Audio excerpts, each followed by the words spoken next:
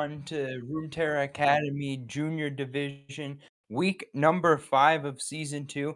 Today we've got Nameless Empire versus Omega Gaming Unknown. I am Tiger here with Miles, David, and Hello. exciting one. Yeah, yeah, it should be definitely. Especially since both these teams are very close in the standings, kind of in the middle of the pack. So I kind of expect three-game series between these two teams because at this point, especially since playoffs are so close, you want to get every win you can get. Yeah, with a season that's 7 weeks long, it feels like we've just begun the season, but already we're more than halfway through.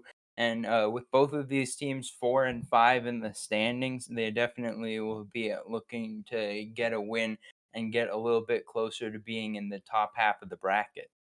Yeah, I mean, the semester has been wild. We've seen the entrance of CB Rush as a team and Big Black Clocks still continuing to dominate the scene here in junior division.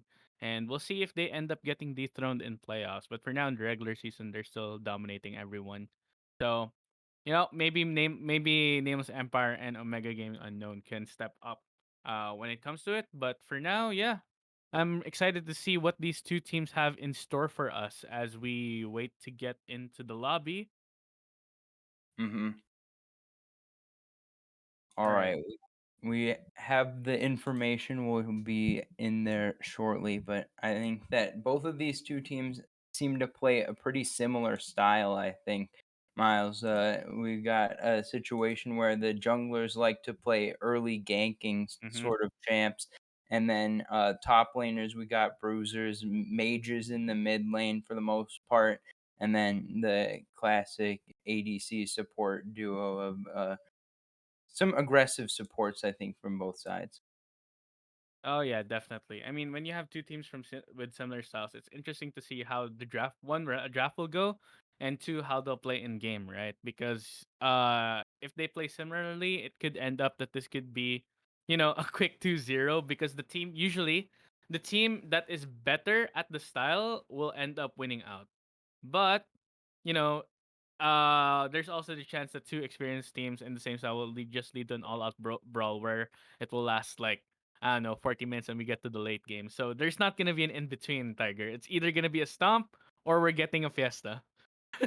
Yeah, and I think that another thing that you can look at when you have 2 teams that play similar styles is how important that getting a specific side of the draft is. So it's very possible that we could see a situation where like blue side wins all the games or red side wins all the Mm. games, depending on what's good right now. I mean, and with all of the buffs and nerfs on 1019 going down, I think that the teams have hopefully had enough time to get a pretty decent idea of what's going on, but there's a lot of shift in the meta, I think. Yeah, definitely.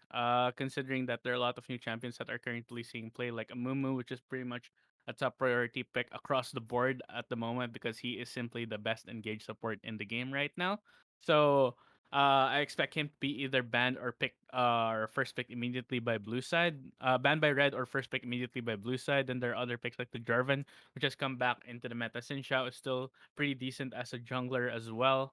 And Set set in the top lane, and I actually don't have the drafting yet. Yeah, we're being informed that the draft is starting right now, and hopefully in a moment we'll get the spectate link so Yeah, that all we right. can see it as well.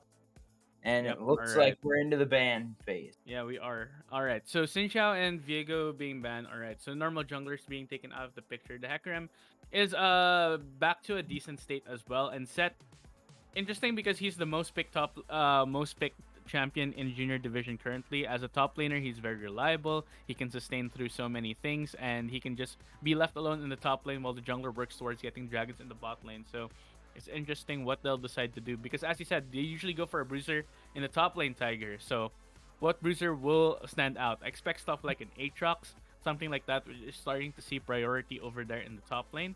But we'll see. They could decide to go for a different strategy altogether. Would be a risk late into the season, but if you can throw off your opponent, it could be the thing that will bring you the victory. As right now, blue side going for first pick, and will be the Jarvan jungle. All right, so kind of expected one of the best junglers right now. Well, we have already seen the Amumu fall in the draft further than we were expecting, but I think that Trundle's still in a pretty strong spot, so Yeah, yeah, Trundle's not a pretty bad strong too. ban himself. And the Jarvan just signaling to me that Nameless Empire are looking more for early priority in the jungle, Whoa, and the Kindred is the answer. So I think that Kindred maybe not a great pick into Jarvan, given that you just aren't going to have as good of an early game, and Jarvan definitely can invade and skirmish pretty effectively against a Kindred potentially. But that said, Kindred's still good on its own as a champion. So I suppose that Omega Gaming not looking to counterpick the jungle so much as build around whatever comp that they feel most comfortable with. it's interesting that Omega Gaming they're deciding to go for immediately for a counter jungle pick and the Jin pick their ADC, which leaves Nameless Empire with the power pick so far in the current meta. Jarvan and Amumu they grabbed it immediately. Omega Gaming unknown. I I'm kind of at a loss that they decided to not pick up the Amumu. Not gonna lie, Tiger. It was right there for the taking. And they decided to go with Kindred Jin, and these two picks, as you said, they can get punished pretty easily. Jin, of course, very immobile until he gets into the later stage of the game when he starts getting faster. But the spot lane, man! Look at the combo come from Nameless Empire, and it's so easy to execute too. Yeah, very much a straightforward engage. Amumu and Jarvan both strong on the engage, so I'm expecting to see a lot more damage coming out in the second half of the draft for Nameless Okay, Empire. The Mordekai's are a pretty solid I like top. that. I like Uh, that. yeah, for sure. This could Having also This Go could ahead. also be Mordekaiser jungle Tiger, by the way. I've started seeing some priority over Mordekaiser jungle. Because he can be very tanky and can easily take objectives and by himself. Plus his gank, not too bad, especially with his E to bring people over. So we'll see.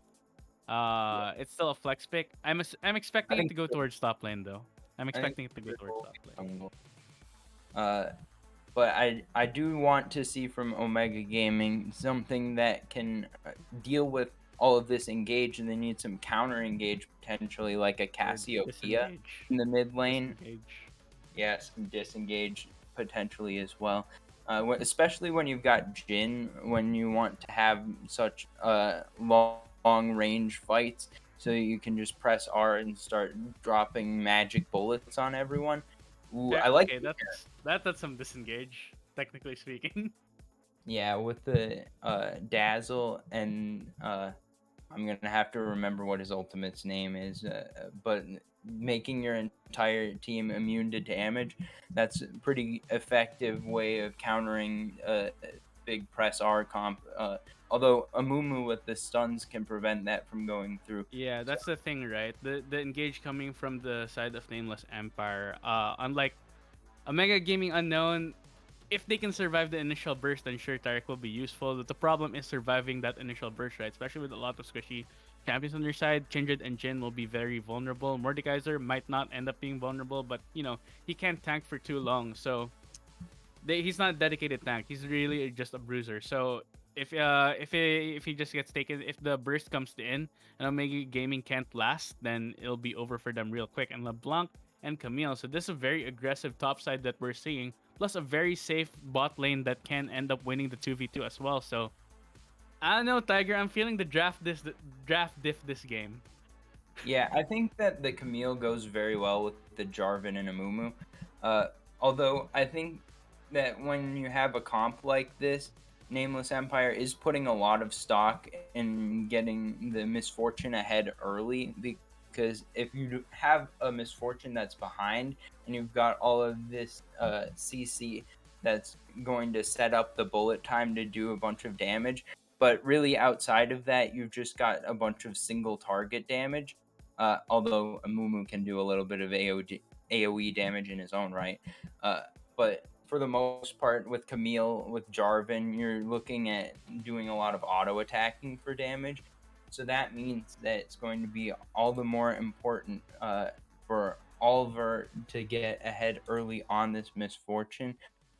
And with the I, Ziggs pickup coming in for Omega Gaming, that gives them even more range. So I think that getting these engages off and executing properly is going to be very important. yeah, I get what you mean, but there's not too much.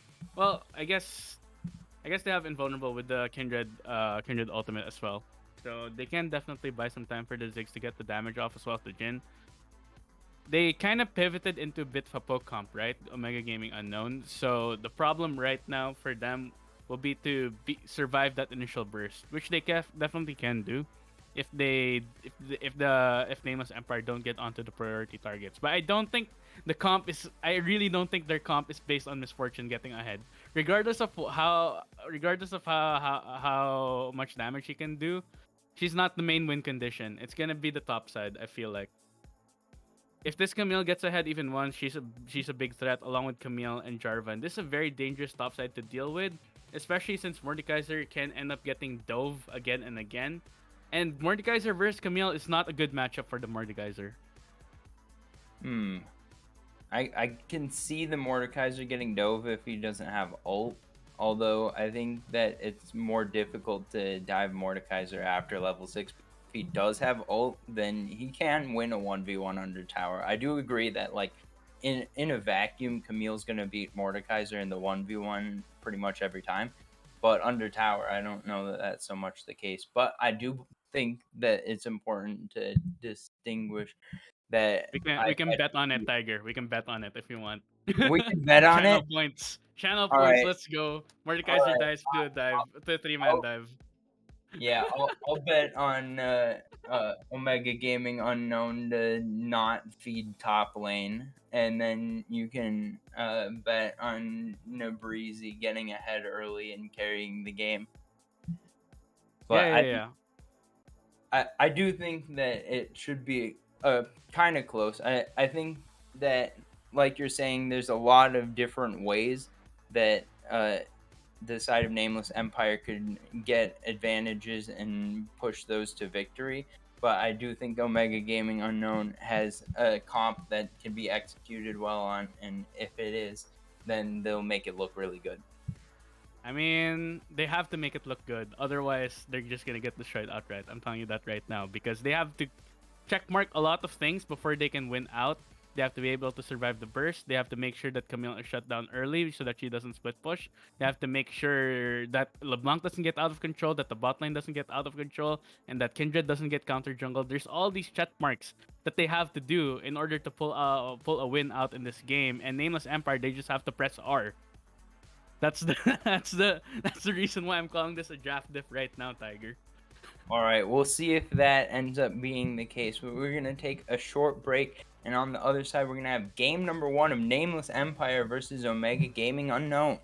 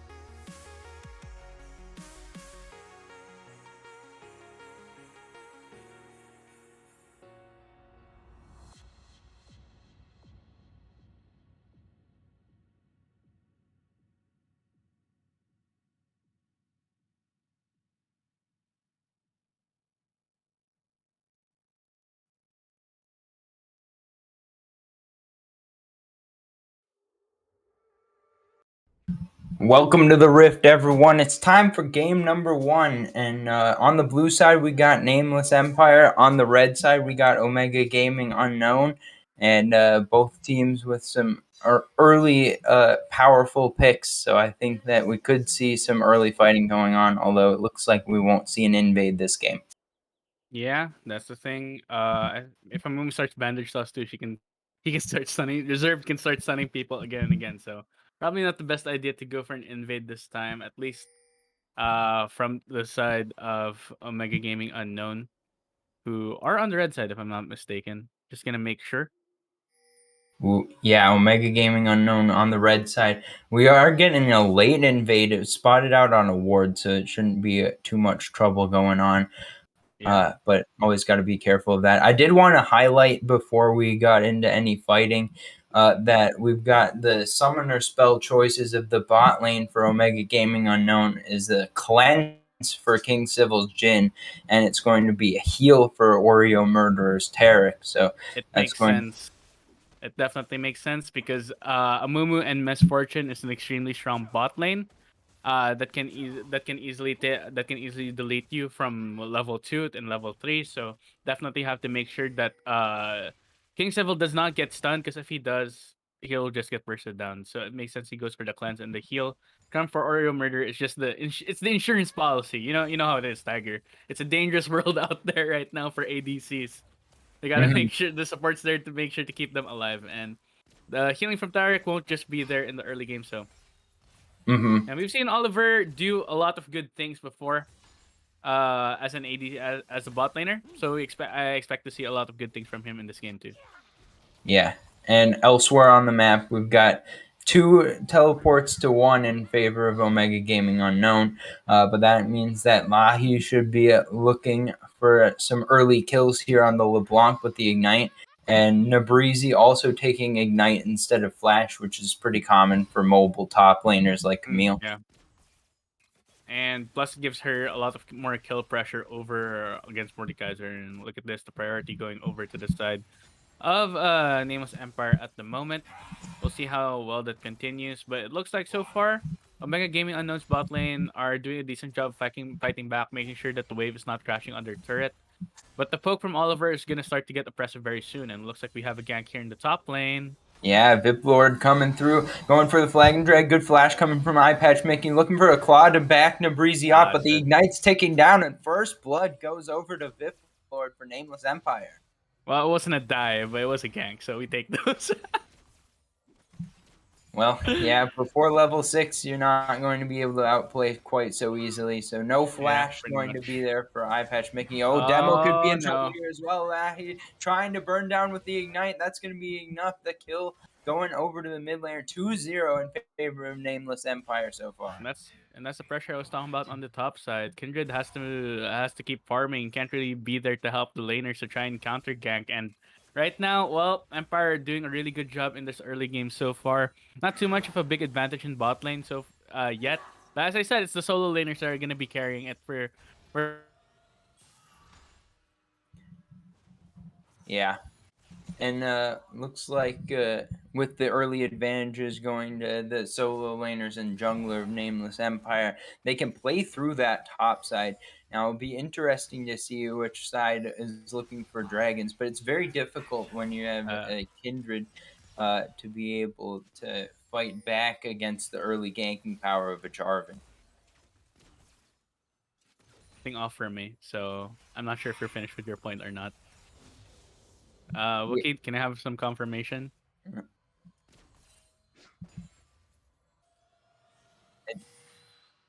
Yeah, okay, I can hear you now. Miles, can you hear me? Yeah, I can hear you now. All right. Well, looks like we had a slight technical difficulty, but we're back on track, so all's good there. Yeah, always back on track. Yep.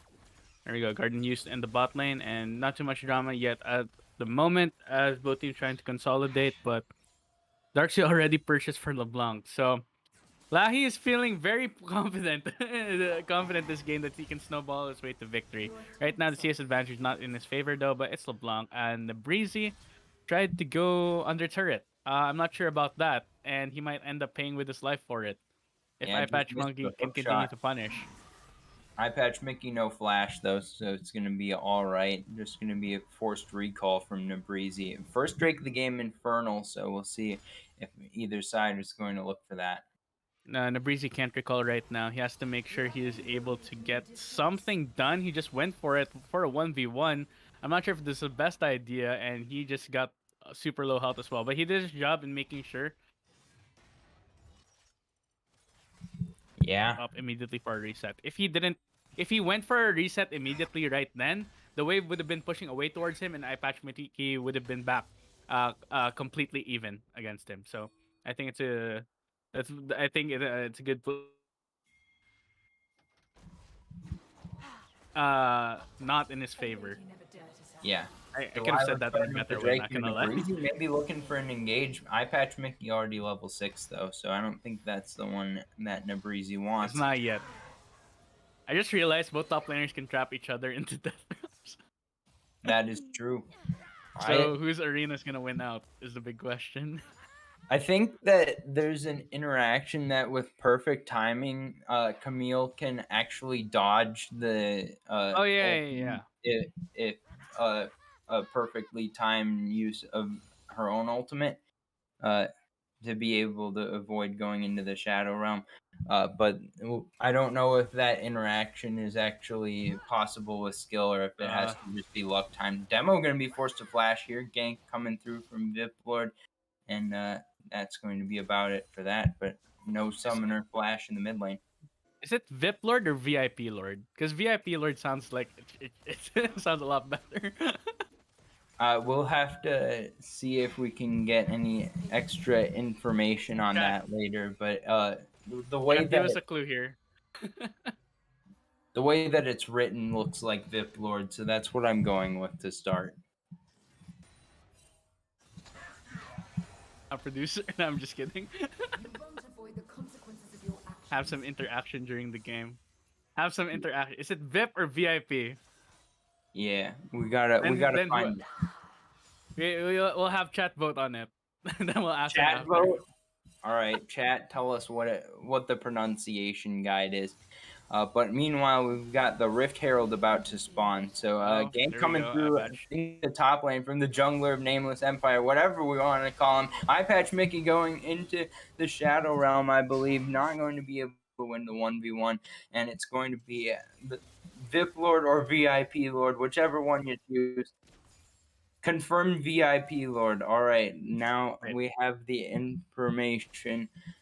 And whatever the case, it's 2-0-0 on the Jarvan, and that's going to bode well for the mid game I of just, I just, Nameless Empire. I just want to ask Wookie, where did you confirm this? Like in the chat? Okay, Red. Thank you to our thank no wait. He said in his opinion. He doesn't know. Don't worry about it. Don't worry about it. It's VIP. All right. So we got confirmation from the headmaster himself that it is gonna be VIP Lord. So there we go. Very important person, and he is a very important person because he's been owning this early game so far for his team. Although Kindred has been getting ahead when it comes to farm, Jarvan has been proven to be very effective when it comes to helping his own lanes out. Right now, Ziggs is very vulnerable, but there's still a chance that the Delilah will continue to scale up and should be fine going into the mid and late game because as long as Kindred is either even or ahead, she's fine. As long if she gets behind, then things go wrong. But Delilah's been doing a good job keeping pace at least, even though she's not able to help out her laners as much. Yeah, it looks like a As I gank say could that be though, coming in here. Oliver and Reserve going to be pushing forward here.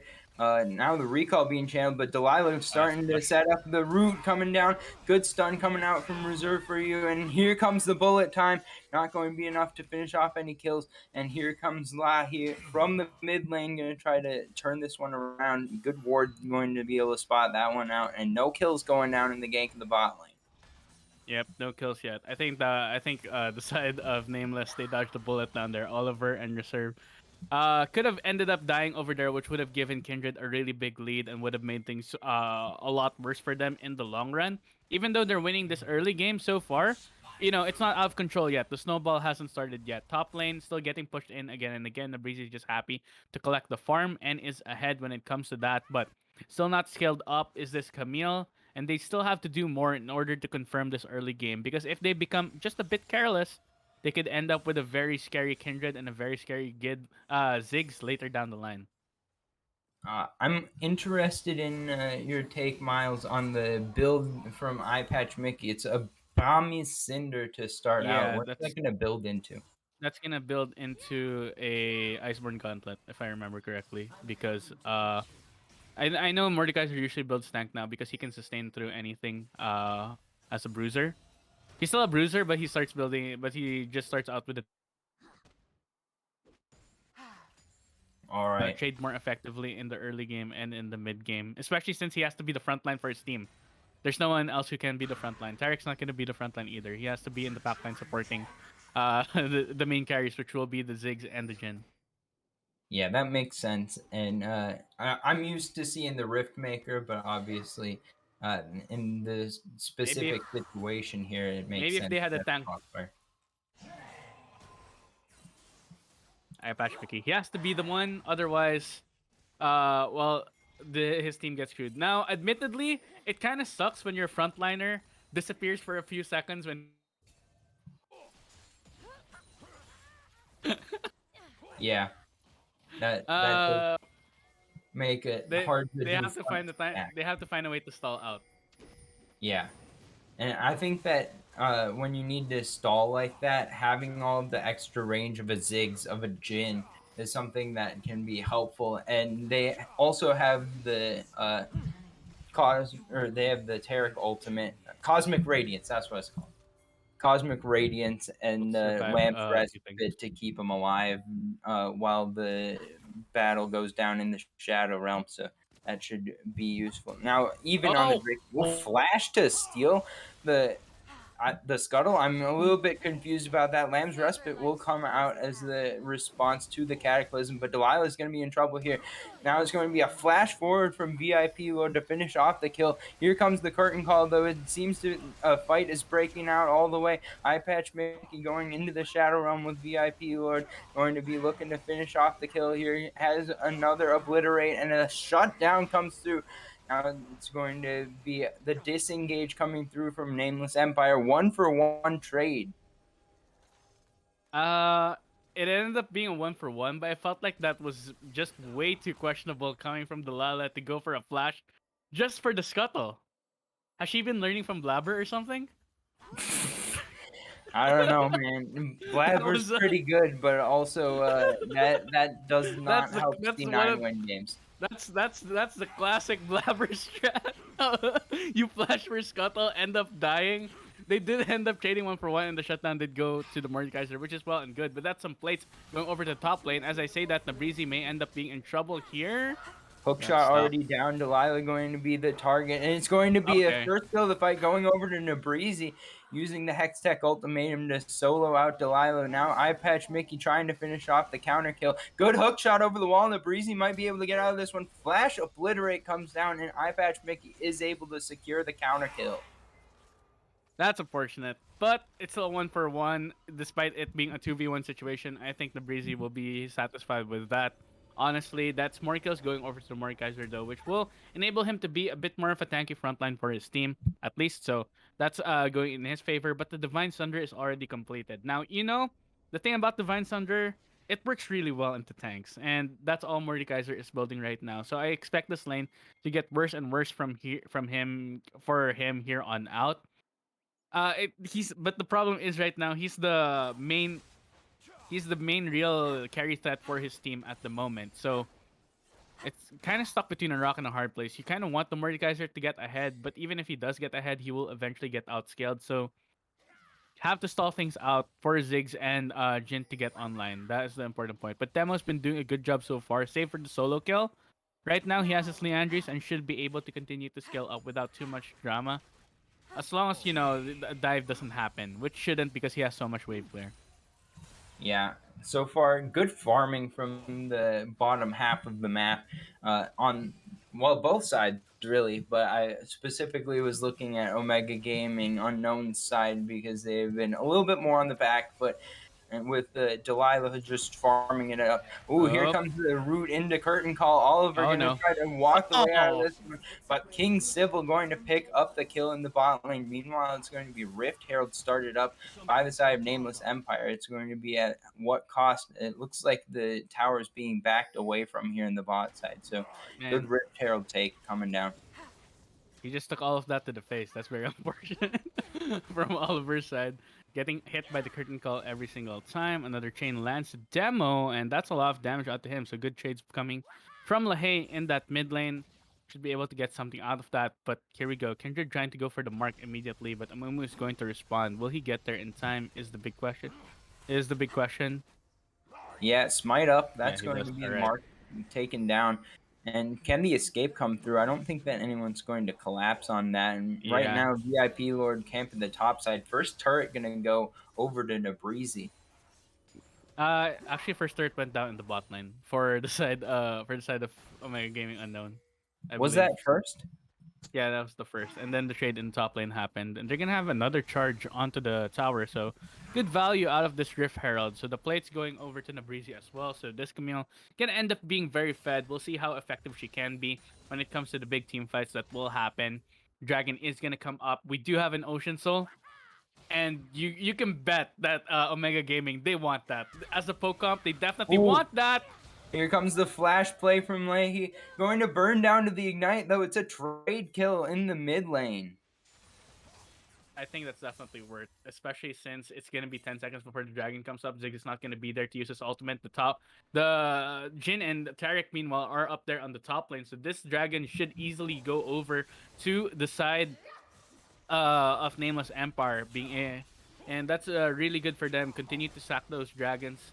Make sure that the Pokemon isn't able to stack any Ocean Drakes so that they don't have any sustain when it comes to those long range. When it comes to those long sieges, and they'll probably end up trying to trade towers, so 1 for 1 as well. Wait, Camille's just Ooh, going this for it. teleport is troll.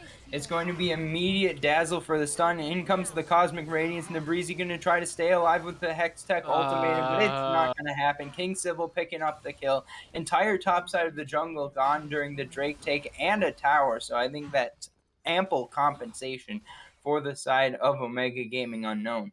Breezy, my boy, what are you doing? Oh wait, this is Well, what here they're comes the doing. fight. It's a 2v3, though. Here comes the Lamb's Respite to keep Oreo Murder alive. VIP Lord flashes away from it, and King Sybil picks up the kill. Uh, Tiger, you cut off from me again, so I'm not sure if you're making any. Sorry, little guy. I'm not Yeah, sure I guess. which one of us is cutting off from the other one, but I have you cutting out sometimes too. Wait, So it's probably we probably just gambled on the wrong Discord server. Then let me just reconnect. I'll be right. all right, the disconnect reconnect, is it gonna work? Yeah, hopefully it does. All right, I'm back. And Let's see. Hopefully it works. But yeah, that's very unfortunate. For some reason, I'm only getting this when I'm in call with you, Tiger. Yesterday and with TDS, I'm not getting this problem. all right, it could be on my end, but We'll see. hopefully We'll we're see. We'll not see. We'll see. having too much problems. I'll have to watch the VOD later to see who's cutting out for real. But whichever case it is right now, it's looking pretty even. I think a slight advantage may be going over with the 2,000 gold lead on the side of Omega Gaming Unknown. Oh, Leahy might be in trouble here. Going to find the chain. Going to almost find enough damage to kill off Delilah, but good heals coming in from Oreo Murderer's Terror to keep him alive. Now it's going to be a curtain call on the back end. King Sybil going to try to find a kill, not going to be able to do so, though, and it looks like that may be it for the fight in the mid lane. man, that was so lucky coming from Kindred, able to survive that. Doesn't have stun though. King Sybil, a lot of trouble, and Good Gale Force coming through. he is safe from harm. Ooh, big Oh, they're flash going for coming it through more. from the reserve. Now it's going to be the flank coming through from Nabrizi as well. First kill of the fight going over to Oliver. Now VIP Lord burning down pretty low. Eye Patch Mickey over the wall, going to be able to pick up a kill on the back end of the fight. 1 for 1. And it looks like that may be it for the fight at the moment. Yep. All right. So that was it's interesting. it's just really a back and forth between these two teams again and again. They're trying to outmaneuver each other across the map, but the pressure ended up going to the side of Omega Gaming Unknown. Range siege situations, it's just going to end up being so much better for Omega Gaming Unknown because they have the range. They have the range advantage. Meanwhile, on the side of Nameless Empire, they have to engage. They have to be the ones to do something proactive in order to win. Now, it's easy for them to do so because they definitely have the ultimates. But if Omega Gaming Unknown continue to play keep away, I can definitely see them running away with this game somehow. Even though I do think that their draft isn't as good. They're doing all the check marks to make sure that the team composition works out. So maybe they're just more experienced with the disengage. Yeah. And I think that Omega Gaming Unknown just playing this out pretty well right now. Whether or not it was a good draft, the execution on the ideas that their team comp has been very good. They played Yeah, defensively through exactly, the early exactly. portions of the game, and now they're in position where their range advantage is actually something that they can abuse because they have enough damage, enough items coming through on their poke champs that they can start a fight on their own terms. Yeah, but that's the Gale Force used immediately, so I don't think it's gonna be there for the next dragon fight if it starts. So King Civil has to watch out. He doesn't have his flash either. And oh wait, they're just Ooh, going in. VIP Lord trying to find his way onto King Civil. The Cosmic Radiance going to come down. Lamb's Respite there as well. VIP Lord going to be dropped by Delilah. Eye Patch Mickey in the 1v1 going to be able to take down Reserve for you. It's a 3-for-0 coming through so far as King Civil picks up another one. And that means that it's going to be running for the hills on the side of Nameless Empire. And the Drake should be going over in favor of Omega Gaming Unknown. What a wild fight. And it felt like that Nameless that. They tried to go all in for an engage, but they were separated immediately. Jarvan was way on his own on the back, not really coordinating with Lahey to try and assassinate the Jin. In the end, he just ended up dying. And that's not what you want to do. If you're nameless Empire, you want to make sure that you're engaging as a unit. You have all the tools to be able to do it.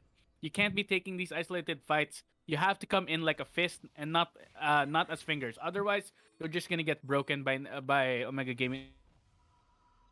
That's a beautiful metaphor. The gold lead for the moment. The dragon is even and they're continuing to scale up. So they're starting to become really scary. Yeah, and I think that that fight, it was a really interesting choice to me that Eye Patch Mickey took Reserve for You into the Shadow Realm, but that kind of meant that a lot of the engage had its fangs taken away. I mean, Amumu right now with the Bandage Toss, with the Curse of the Sad Mummy, can set up a lot of big plays, but basically Amumu's half of it, Jarvan's the other half, and VIP Lord went too far in and actually wasn't able to set up anything with the engage because no one could follow it up. And that meant that with Reserve for You out of the fight, with VIP Lord taken out before anyone could follow it up, the fight was just already over before it began. It's me that gets cutting off according to Twitch chat. All right, maybe it's just a bad day for me. This is unfortunate. Let us get an Well, F in the chat. I'll, I'll probably just try to reconnect later next game or try to remake the Discord call, I guess. But yeah, right now, well, Omega Gaming Unknown with the advantage. Let's see how they'll be able to close it out if they can. There's always a chance for the side of Nameless Empire, of course, because they definitely have the tools to make a comeback, especially when it comes to Yeah. one down. The key targets will be Demo and King Civil on this gen and this and this Zig. So they really need to pull something out of the hat. Maybe Nabrizi can also continue to side lane, try to be a Always important to look for this those point. picks. Maybe I patch Mickey. But yeah, it's starting to look pretty shaky. Yeah, and it looks like the Can Omega continue Gaming. with this Mega Gaming Unknown. Yeah, they're looking to start getting some No control follow over the up top side. bandage toss. Yeah, Oreo Murderer taking a big chunk He has there. been doing. It's just not been enough every single time. So kind of sad, but eventually he should be able to do enough damage to just completely delete anyone off the map, save for Eye Patch Mickey. Yeah, Eye Patch Mickey and Breezy trading blows a little bit here in the bot lane. Very much a top laner's thing to do. Uh, but it looks like both sides starting to focus around this Baron area. A pretty good job so far by Nameless Empire to choke out some of the vision, but I don't know if they can hold this. They're in a comp where it's going to require them to stay out of vision, or else they won't be able to fight because they just don't have the range for it. Uh, to get the engage set up and then have the follow up there, they're going to get poked on the way in. But right now, they're doing a good job of keeping the vision line in a spot where Omega Gaming Unknown can't really approach.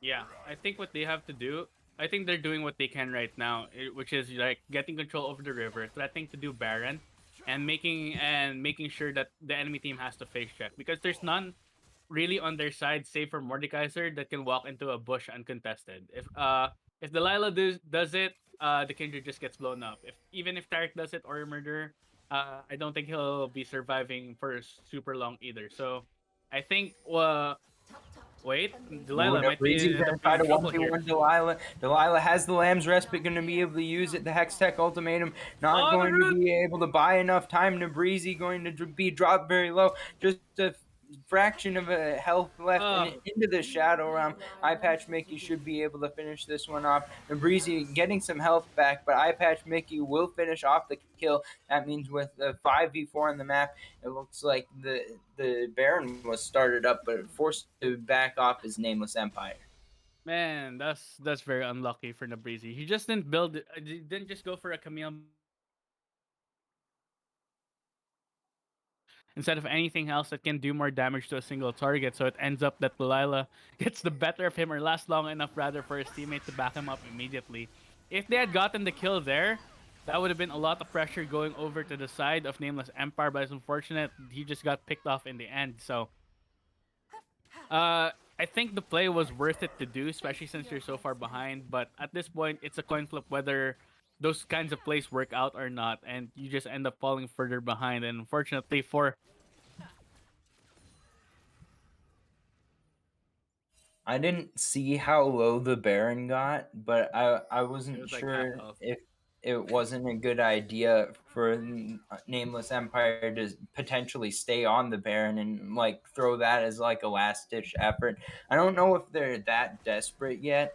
But at some point they've got to like go for something. Oh, Oh, Delilah dropped very low here against Lahi. Not oh, going to be followed up as it's the clone that chases under tower.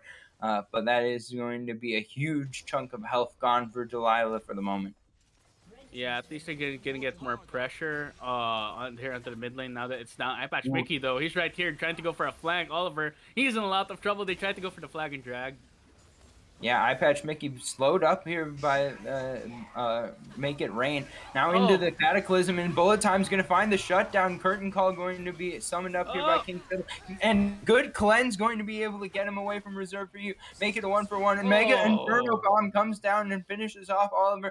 Leahy looking for the flank here. Demo could be in trouble, going to be hit with both distortions. oh. But King Civil turns around, one auto attack, and one kill coming down. That's 3-for-1 in favor of Omega Gaming Unknown, and onto the Baron they go. Yeah, it was a really good cleanse. I think that's the cleanse that won the team fight for the side of Omega Gaming Unknown. Well, Then he would have what probably gotten killed immediately. So good stuff from him. And now the Baron is up. And suddenly VIP everything. Lord. Oh Good no, he failed the satchel flag and charge drag. there from Demo. We're going to be forced to flash and burning down to the Leandries. One more bomb going to Oh, land, he got and hit! that should burn him down. Going for a Shield! shield. He's going to be Oh, able to stay alive with the shield. calculated. Not even Yeah, never a doubt. you, Lord. Gonna make it out of there. But yeah, things pretty dangerous right now for the side of Nameless Empire. They've lost their opportunity to try and capitalize in the early game, unfortunately, despite getting some early kills. They just weren't able to keep the snowball rolling, as I said. So Omega Gaming Unknown, they're really taking advantage of their scaling right now, and the fact that well, they don't have a Baron, they have all the pressure in the world, and they're a siege comp. This should hurt a lot. Yeah. This next upcoming push should hurt a lot. And if they try to go for an engage, they need to go for a flank. I think. I think a flank play will be what they need to do to try and get to the back line. It has to be Amumu, Jarvan, and Nabrizi going towards the back to do something. Otherwise, yeah, it's not gonna end well. It's not gonna end well further for the Well, with the cannon minion being ushered in by all five members of Omega Gaming Unknown, it looks like it's going to have to happen soon. Now, second cannon minion has appeared, and so they're starting to do pretty significant damage to this inhib tower in the mid lane. Making it rain is Oliver trying to clear the wave, but I don't think it's going to be enough. The cannon minions are able to take down the inhib tower, and the push forward continues from Omega Gaming Unknown. Delilah manning the front line at the moment. Now going to be poking away with the wolf at VIP Lord. We'll see if they're going to continue to hit onto this inhib. It looks like it's going to be a deadly flourish landing onto VIP Lord and obliterate as well. Half health on the jungler of Nameless Empire. It looks like the push oh will continue with these two cannon minions. It looks like they may want to go all the way. Omega Gaming Unknown going to look for one tower. It's going to be a Curse of the Sad Mummy onto 4, but down comes the Cosmic Radiance and the front line is secured. Here comes a Flag and Dragon to Cataclysm, but a big Lamb's Respite going to keep the team alive for the moment. King Sybil is backed all the way up. Oliver going to be able to pick up one kill on the beginning of the fight. Delilah turning it around for one the other way, but a triple kill coming down for Oliver. It's all up to Eye Patch Mickey to turn this fight around or at least get out alive, but it looks like the chase down starting to come through. Reserve for you misses the bandage toss. Big claw coming down. Eye Patch Mickey gonna flash obliterate, taking out Lahi. It's a double kill on the back end of the fight, but 5 for 3. The ace comes in favor of Nameless Empire, and they hold the line. and they were able to get through the disengage. Lamb's Respite, I thought it would be perfect. I thought it would keep Omega Gaming Unknown alive and keep them in the game, but no, Oliver was able to just be the janitor and clean up. So far, right now, Mordekaiser did his best. He's absolutely a tanky monster, right?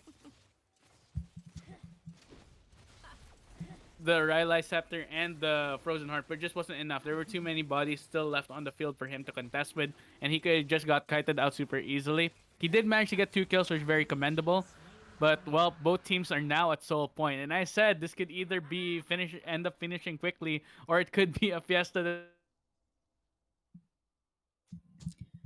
in this game so far. And this is just game one.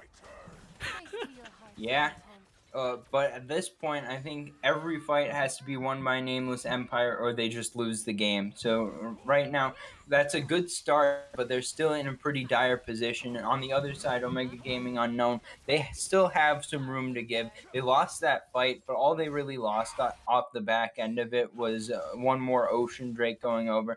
Now, soul point for both teams. So the next Ocean Drake will be a huge point of. I'm guessing that we'll have a big 5v5 team fight over it if one side hasn't been totally annihilated already. But for the moment, just continuing the push in the top side, it looks like it's the call from Omega Gaming Unknown. Yeah, Omega Gaming Unknown trying to overload the top side and trying to get standing gold on this turret. Yeah, Thought that King was gonna be an Sybil holding engage. the fourth shot. Oh, here Oh, they're comes going the for it. bullet time clearing the way. VIP Lord going to try to go in. Cosmic Radiance will come down. Going to be able to keep the team alive for the moment. Now it's going Oh, to be Delilah in trouble. The Cataclysm comes down and into the backline goes Nabrizi. Going to try to pick up the kills in this fight. And everyone goes down very quickly. It's a 4 for 0 so far. Into the Hextech Ultimatum goes Nabrizi. Eye Patch Mickey going to be forced to fight his way out of this one. Going to try to get to the Blast Cone. But VIP Lord takes it away. Is in a 1v3. And it's going to be a 5 for 0 ace in favor of Nameless Empire. what a great team fight coming out from Nameless Empire. They were very patient in using their all of their ultimate. Such a horrible way, but they didn't blow everything early at once. They didn't blow everything early at once, which meant that they could stack their ultimates on top of each other right before, you know. So it ended up that the saving ultimates coming from both Kindred and Kindred and Tarek ended up not being very effective at all. So that gives them a bigger chance, and it shows them. It kind of shows us really how these two teams are adapting to each other mid in the game so far, which I really really like to see. These are two teams of equal, they really are equal in power, and they're going for blow again and again. They're adjusting their play every minute. They change the way they're playing the game in order to make sure that they get the advantage over their opponent. This time, Nameless Empire were able to win out. Yeah, and finally having the gold lead back, Nameless Empire starting to feel pretty confident in these fights. But once again, on the back end, all they're able to pick up is a turret, so they're slowly chipping away from the objective standpoint. Now with the Baron spawning up, we'll see if there's going to be more fighting around there. All 5 members showing up for both sides in the area. Now, with the hull breaker, I'm not quite sure if Nabrizi should be here or just trying to split push the bot lane. Looks like the mid lane is the call at the moment. But setting up is the side of Omega Gaming Unknown. They are going to make the call to start up the Baron here. So we'll see if the fight going Making to it fast. ensue. They're burning it pretty fast. They've got double 80 carries. It's going to be in time to take it down before any counterplay can come. Bullet time going to come through. Delilah dropped very low. Lamb's Respite going to be forced out at the beginning of the fight. Reserve for you going to fall low. Oh, VIP Lord going in for a 2-man Cataclysm. And in comes the Cosmic Radiance. It's a 2-for-0 in favor of Omega Gaming Unknown. But meanwhile, the mid lane going to be sieged out here by Nabrizi. Lahi going to try to pick up kills on the back end. Oreo Murderer already going to go down. Oliver going to pick up another King Civil. Going to be forced to flash. Nabrizi going to turn it around on him, though. That's 3 kills on the back end of the fight for Nameless Empire. 3 for 2. Baron is picked up. they're going Demo going further. to have to disengage. Nabrizi looking for more. Hook shot not going to be enough to get in as a satchel charge disengages it. And Eye Patch Mickey may be looking to walk forward on this one once again, but it's a little bit hard to engage on any of these 3 champions. Lahi going to try to turn it around. Hookshot comes in from Nabrizi, now going for the Hextech ultimatum, going to be Mega Inferno Bomb Oh, coming down for huge damage from Demo, going to pick up 1 kill. Nabrizi turning it for a kill onto Eye Patch Mickey as well. A chaotic fight coming through, resulting in the only Baron buff surviving is on Demo. yeah, only Damos around. He has to head straight for the dragon to try and get control over the pit. Both teams, they only have basically 2 people on the field at the moment as the resets are coming in for the side of Nameless Empire. As the team, that was a very wild fight that ended up being a lot longer than I anticipated. The squishy targets of the side of Omega Gaming Unknown ended up not being there, and now Mordekaiser is gone as well. He should have his teleport in time for when he Yeah, we're going to be right back into the fighting, Camille has though. to teleport too. This is gonna end up being a 4v5 for the next few seconds, and now Nameless Empire have to go in. Ooh, Delilah forced to flash at the beginning of the fight. Teleport comes in from Nabrizi onto the backline. Demo going to be blown up at the beginning of the fight. And here comes a huge bullet time. Legendary for Oliver. That's a 2-for-0. And no jungler available for the side of Omega Gaming Unknown. That means that it will be an Ocean Drake going in favor of Nameless Empire. And they will claim the soul. A 3rd kill comes down for Nabrizi onto Oreo Murderer. And now the base defense must come through from Eye Patch Mickey and King Civil. Yeah, they're the only ones left, but now they're fighting against Ocean Soul. And the Breezy, though, they have lost life. They're going in. All right, VIP are going to be manning the front line this time. Eye Patch Mickey going to take some poke. Oliver trying to finish off a kill onto Eye Patch Mickey, but he's still got about 50% HP. Going into the Zonia's Hourglass.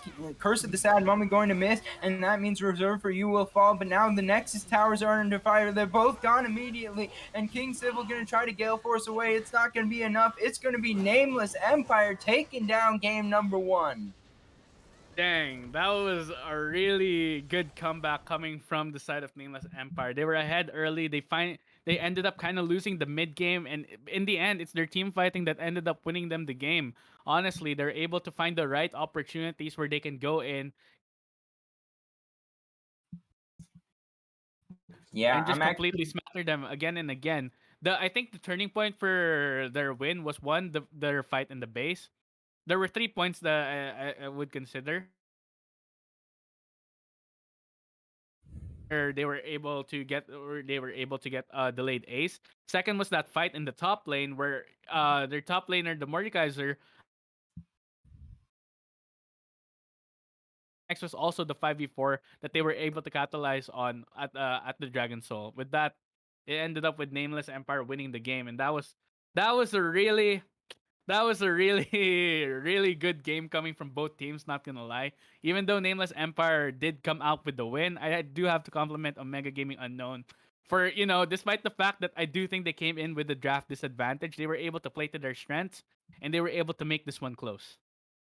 Yeah, and they definitely showed that they had an idea of what they wanted to do coming into the game with this comp. And King Civil was good from long range. Demo was doing some damage there we saw in the late game. Delilah wasn't able to quite do all of the damage that we were hoping from a carry champ, but also got off some clutch Lamb's respites. And I think that going into the next game, I'd like to see a little bit of a different look coming from Omega Gaming Unknown. And I think that it was a very effective, the comp that was drafted here by Nameless Empire. But I think that this could be a very entertaining series, and we could longer. Oh yeah, definitely. All right, ladies and gentlemen, you heard it here. You heard it from Tiger himself. This is gonna be an entertaining series. So bring your friends, bring your family. That was a wild game one. I expect that kind of thing to be happening in game 2 and 3 as well. I don't know about you, Tiger, but I'm super excited. Yeah, we'll have a quick break, and on the other side, we're gonna have draft for game number 2 between Nameless Empire and Omega Gaming Unknown.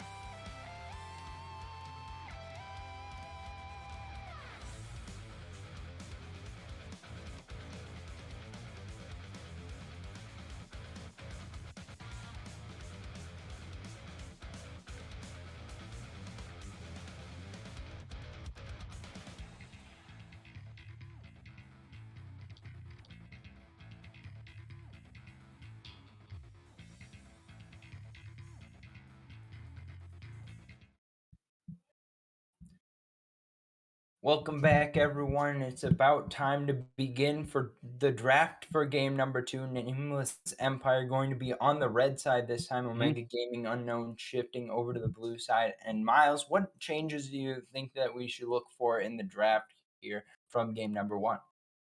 Well, to be fair, it may not have been draft that really screwed them over, even though I said it's a draft. Wait, let me think about it a bit more. One sec. Hmm. Changes in draft, I'd like to see maybe more priority on get on either denying picks from the enemy team that will allow them to get a better comp like the Amumu. Maybe just getting it for yourself I think would be better because you'll basically have the engagement you need to be able to start fights for yourself and not just don't let the enemy team get power picks because I think Omega Gaming Unknown, because of the way they played out the game, I think they did fine with the draft that they had, playing to their strengths. It just wasn't enough because they unfortunately gave Nameless Empire the opportunities to strike back. So with the adjustment, now that Omega Gaming Unknown is on the blue side, I expect them to go for a power pick immediately. Yeah, and I think that going into this game, uh, one thing that struck me last game from Omega Gaming Unknown was that they just picked the Kindred Jin right away. Now, I think that those are both some solid picks, and I like Yeah, them together, but I don't know if they're worth having that much priority over. yeah, So I agree. I'd like to see potentially a support being picked up earlier on this time around from Omega Gaming Unknown, especially now that we saw the Amumu ban. It's going to be a little bit lower on the priority for supports than before. Potentially, it would be, but I still think that something with solid engage would be good to see. I'm not sure if are you picking up the bands? Did they just miss two bands? They just Uh, missed a ban on each side. Okay, I see. Okay, I see the Sincha and the Camille now. All right, all right. No dramas here.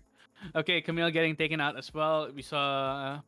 Uh, we saw, we saw Nabrizi just be very capable on the pick so far, and right now Graves getting picked up. All right, so I'm assuming this is not actually gonna be jungle. Graves is gonna be laning Graves, which I see and hear a lot of high elo players are saying is really good at the moment. So that's definitely a power pick that they can choose to play towards right now. But Nameless Empire, they're sticking to their guns. They're continuing with the Jarvan, and it's interesting to see what they'll pick as their support since they don't have a Mumu this time. Maybe they'll fall back to a pick they used before, and it's gonna be the Rel. So kind of the same story. Amumu, of course, very strong in the current meta, but Rel kind of does the same thing that he does, right?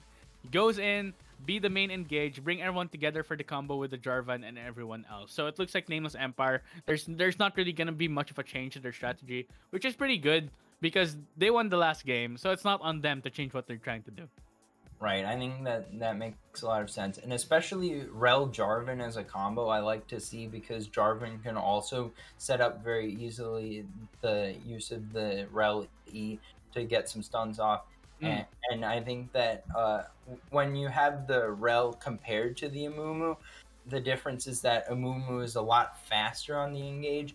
But Jarvan makes up for that by also having the same speed and allowing Rel to use this CC as if it was a situation where you have the Amumu. So I like that a lot. Now, the Syndra Galio pickup here from Omega Gaming Unknown, that means that Graves either top or going to or be in jungle. the jungle. Yeah. Uh, so that's a little bit of different than maybe what I was expecting. But still going to set them up to be in a spot where they've got a lot of damage already picked up. Ooh. Twisted Fate being used. Okay, so we have some globals already for both sides. Both sides now. That being said, Twisted Fate is of course gonna have access to more of the map since Galio is gonna be playing in the support position. Unless this is an ADC Syndra and Galio will go to the mid lane, or bot lane Syndra rather, and the Galio will go to the mid lane to try and match the Twisted Fate, which would be a very interesting draft decision to say the least. Aatrox being taken out of the picture as well. They're taking out a lot of bruiser top laners, and they know Misfortune combos well with the Rel, so they're removing that from the field as well. But there are other options also. If you want to go for an ADC that can do AoE damage, we'll see what they decide to go for. Second phase bans, not too much not too much dramas as expected. Sivir being taken out. That was a pick I was actually interested in seeing. from OG Unknown, but they're immediately got banned away. Making Hmm. sure that there's as little cleanse usage as possible from the other side, because of course if there's a Sivir, Twisted Fate will not be affected against it. I'm not Morgana hasn't been banned away though, so that could be a pick also that OG Unknown could try to go for, but Yeah, I, maybe we if shall they see. have this Galio mid and Syndra bot, you Ooh. can pick up the Morgana. But Lucian going to be picked up here. Could be flex top or bot, but Lucian bot right now is back Yeah. in style. So I think that that may be what we're going to see. I'd like to see a Callista here from Omega Gaming Unknown, if I can call it ahead of time. That would be helpful against the Twisted Fate, but I'm not sure if that's going to be the call here, as that's kind of like either you know it or you don't, and a lot of people don't know Callista, so it'll be a Vayne instead. I think that that's an Oh. okay pickup, but going to require a lot of investment from the rest of the team to make sure that the Vayne gets ahead early. Now I saw Vayne last time, yesterday in Sophomore League. At that in that league, Vayne had a lot of support. This time, she basically only has Galio to help her out, and some peel coming from the scatter the week of Syndra. But other than that, she might end up being on their own unless they guys decide to go for a Shen in the top lane, which could still be a possibility. They could just move Graves towards here, towards the jungle, and it looks like they will just be falling back to the Mordekaiser pick that ended up being so effective for them. But well, the Breezy will have counter pick here in this matchup. The Camille worked out super well, but does he have anything in store again to be able to deal with this pick is the big question. Looks like they're deciding right now on what to go for. Yeah, maybe going to be someone like, well, they had Whoa. a lot of bands come through actually. So I Is was this like, top lane could it be Lilia? Set? Could it be Aatrox, Volibear? All of those are banned away. So the Lilia going to be the answer here. And Lilia's top has been a pick that's been in competitive in the past. I'm not sure how strong it is right now, as as a top lane pick or even as a jungle pick. But I'm going to be watching carefully the build path coming through, if it is indeed a Lilia top, as I expect for Nabrizi. So, also notably here, we've got a Balls coming in the jungle, which is the normal jungle that I would expect from Nameless Empire. But last game, they had who they have in? They had a different jungler in. Yeah, alright. Speaking of different jungle, if they decide to put Lilia in the jungle, I wouldn't be surprised either because that would be a completely different style. Balls will be on the farming game instead. This could end up being a Jarvan top as well, which was his original role when he was released back in the day of League of Legends season 2, I believe. So we'll see what he decides to go for, what Nibrizi will decide to pick. And it's gonna be the Lilia top instead, as you said. So this is his answer against the Mordekaiser. I'm not. I'll be honest with you guys in chat and Tiger. I'm not completely sure of how the Mordekaiser Lilia matchup will go. In theory, Lilia should be able to kite Mordekaiser out again and again, and should be able to get some poke damage in and win the matchup that way. But if Mordekaiser is able to get his hands on the Lilia, then she should be going down super easily. So it'll be an interesting to see how the dynamic will go in top lane. Who wants to get the who will get the push, who will get the priority, and who will get punished for overextending if ever. Yeah, I think that Mordekaiser's a little bit too tanky to be taken out immediately by Lilia. But I think that with the Jarvan available, iPatch Mickey is still going to be forced to play a little bit carefully. We saw in the early game last time around a couple kills go over to Nabrizi in the top lane, with some help from some ganking, but iPatch Mickey was able to recover as the game progressed. Once he got level 6 on the Mordekaiser, was looking very solid. But around the rest of the map, I mean, I think that this is a lot more easy to understand comp this time around coming through for Omega Gaming Unknown, and Mm. a pretty similar comp to last time actually for Nameless Empire here. And I think the only not similar thing is the fact that they kind of have global ultimate in the mid lane, so they can try to get ahead that way. Also, the matchup in top lane will play out very differently from last time. You were saying that Lilia shouldn't be able to burst Mordekaiser down. But that's not gonna be the goal. Lilia is going to try and whittle Mordekaiser down until he's super low health. Then try to probably go for. Then a boss will probably try to go up there for a gank, and kill Mordekaiser that way. Because Lilia is a champion that can play on the edges of an enemy's auto attacks. So if she's able to do that effectively again and again and not get caught by Mordekaiser's E, then things should be fine for Nabrisi up there in the top lane. But yeah, we'll see how this one goes. It's a bit of a different look coming from Nameless Empire. But there's it's interesting pieces overall that can still get priority for themselves, and that way Twisted Fate can start diving towers along with his team. So All right, well, we're going to go into a short break, and on the other side, we're going to have game number 2 of Nameless Empire versus Omega Gaming Unknown.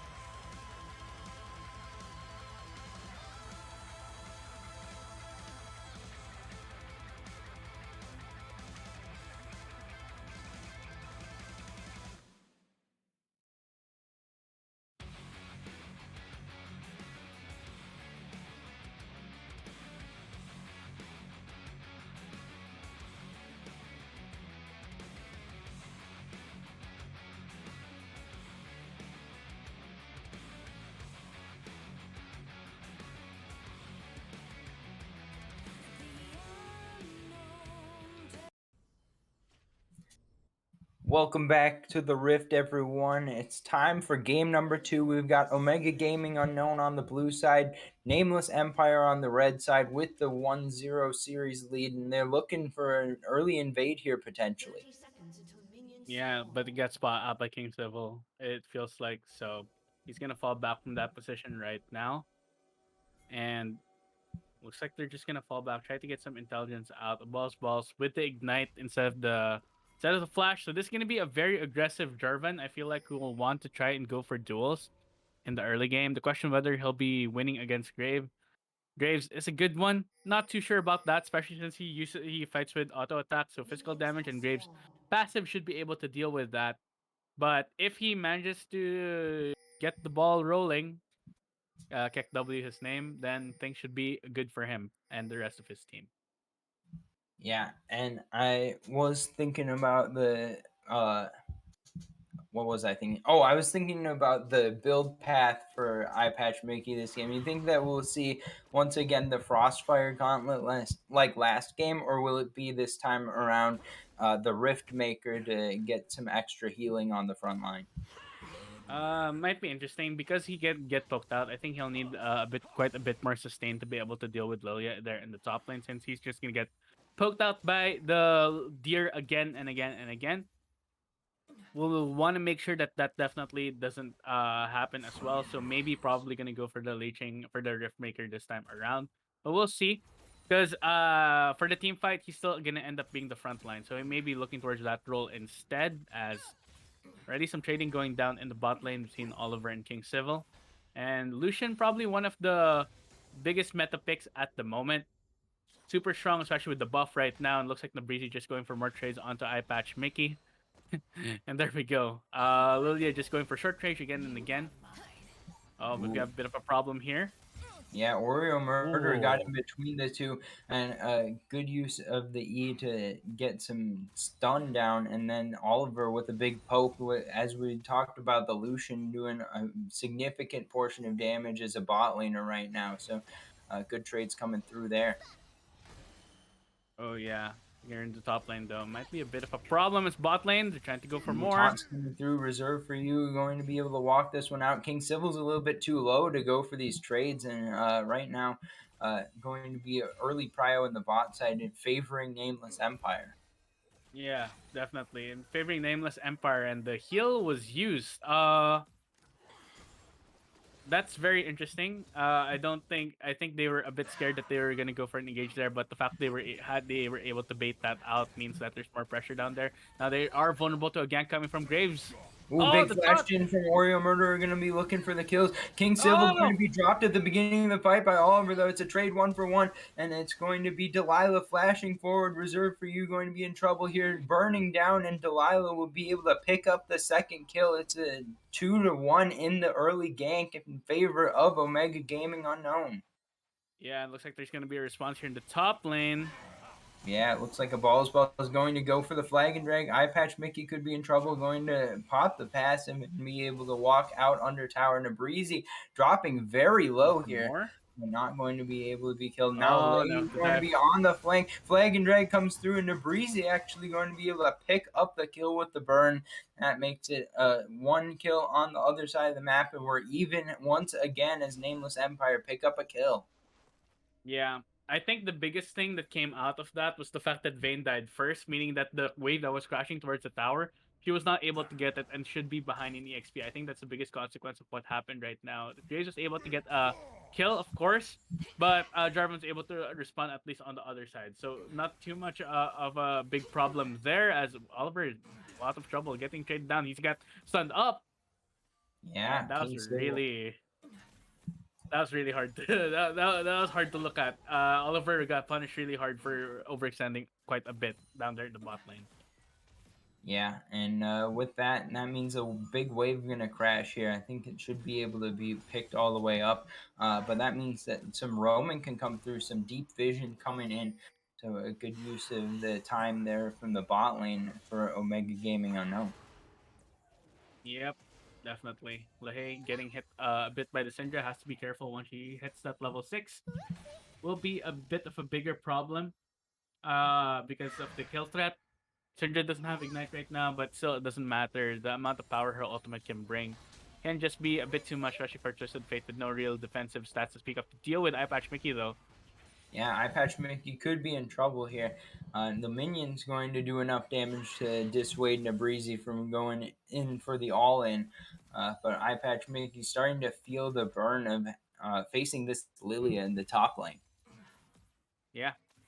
All right, you kind of got caught off again, so our problems aren't completely solved yet. But at least it's happening less frequently now. And oh no, looks like Jarvan is gonna go back for round two over here in the top lane. Eye Patch Mickey has to watch out, but this time he's aware of the fact he has warded. He knows that he is in danger of being jungle because of his extension. So, meanwhile, on the other side, there's cross map play going on. Despite the balls getting nothing, it's gonna be Graves, Delilah on the Graves picking up the first dragon again, basically mirroring what happened in the last series. Yeah, and I think that this is the position that you want to be in if you're Omega Gaming Unknown. About even not giving up too much on any fronts in the early game and starting to stack the Drakes here, but it's going to have to continue. Last time around, they got a little bit off course, then they bursted back into the lead before giving it back up, but they need to be in a situation where they can get a more controlled lead and be able to sustain it this time around. Yeah, the scaling is still good for them too. You know, it seems like Ooh, that's here their comes point the moment. Destiny coming through. Big taunt onto three from Oreo Murderer. King Civil going to be backing off. Oreo Murderer burning down to Ignite. Will be able to survive for the moment. Now Delilah in on the backside has the ultimate available, but that's going to be just about it for this gank. It looks like a Balls showing up here as well. Could be looking to continue the fight. Here comes the Oh, flag they and go drag for onto more. Delilah. Still level 5. Collateral damage coming through from Delilah, but it's going to Oh, be Oliver picking up the kill under the tower. Delilah will fall, and that means that it's 2-1 oh no. for Oliver's Lucian. And King Civil has to find a way out of this one. No, Going to it's be not. a flag and drag It's not. coming through the tumble. Not going to be enough to get away, and Leahy going to pick up another kill in the bot lane. It's a fiesta coming through as the four-man bot play works out for Nameless Empire. And look at the big wave that Vayne is losing down there in the bot side as well. So she dies, gives more resources over to both Oliver and LaHaye, and loses out on that huge wave. She's gonna find herself so behind when it comes to EXP at the moment. It'll be very hard for the Vayne to catch up, especially since she has to make herself vulnerable in order to catch side waves later down the line. As the tower looks like that tower is gonna be going down early if Lucian and Rel continues to get stronger and stronger. Yeah, and with the Rift Herald up, I'm interested to see if either side is going to make a play for that. But if there is a play coming through, especially if it's going to be Omega Gaming Unknown trying to rotate up and Oh, get a chance for that, then they could be giving up the bot tower in the meantime. So, got to be careful about the timing on going for such an objective. yeah, they definitely have to be aware.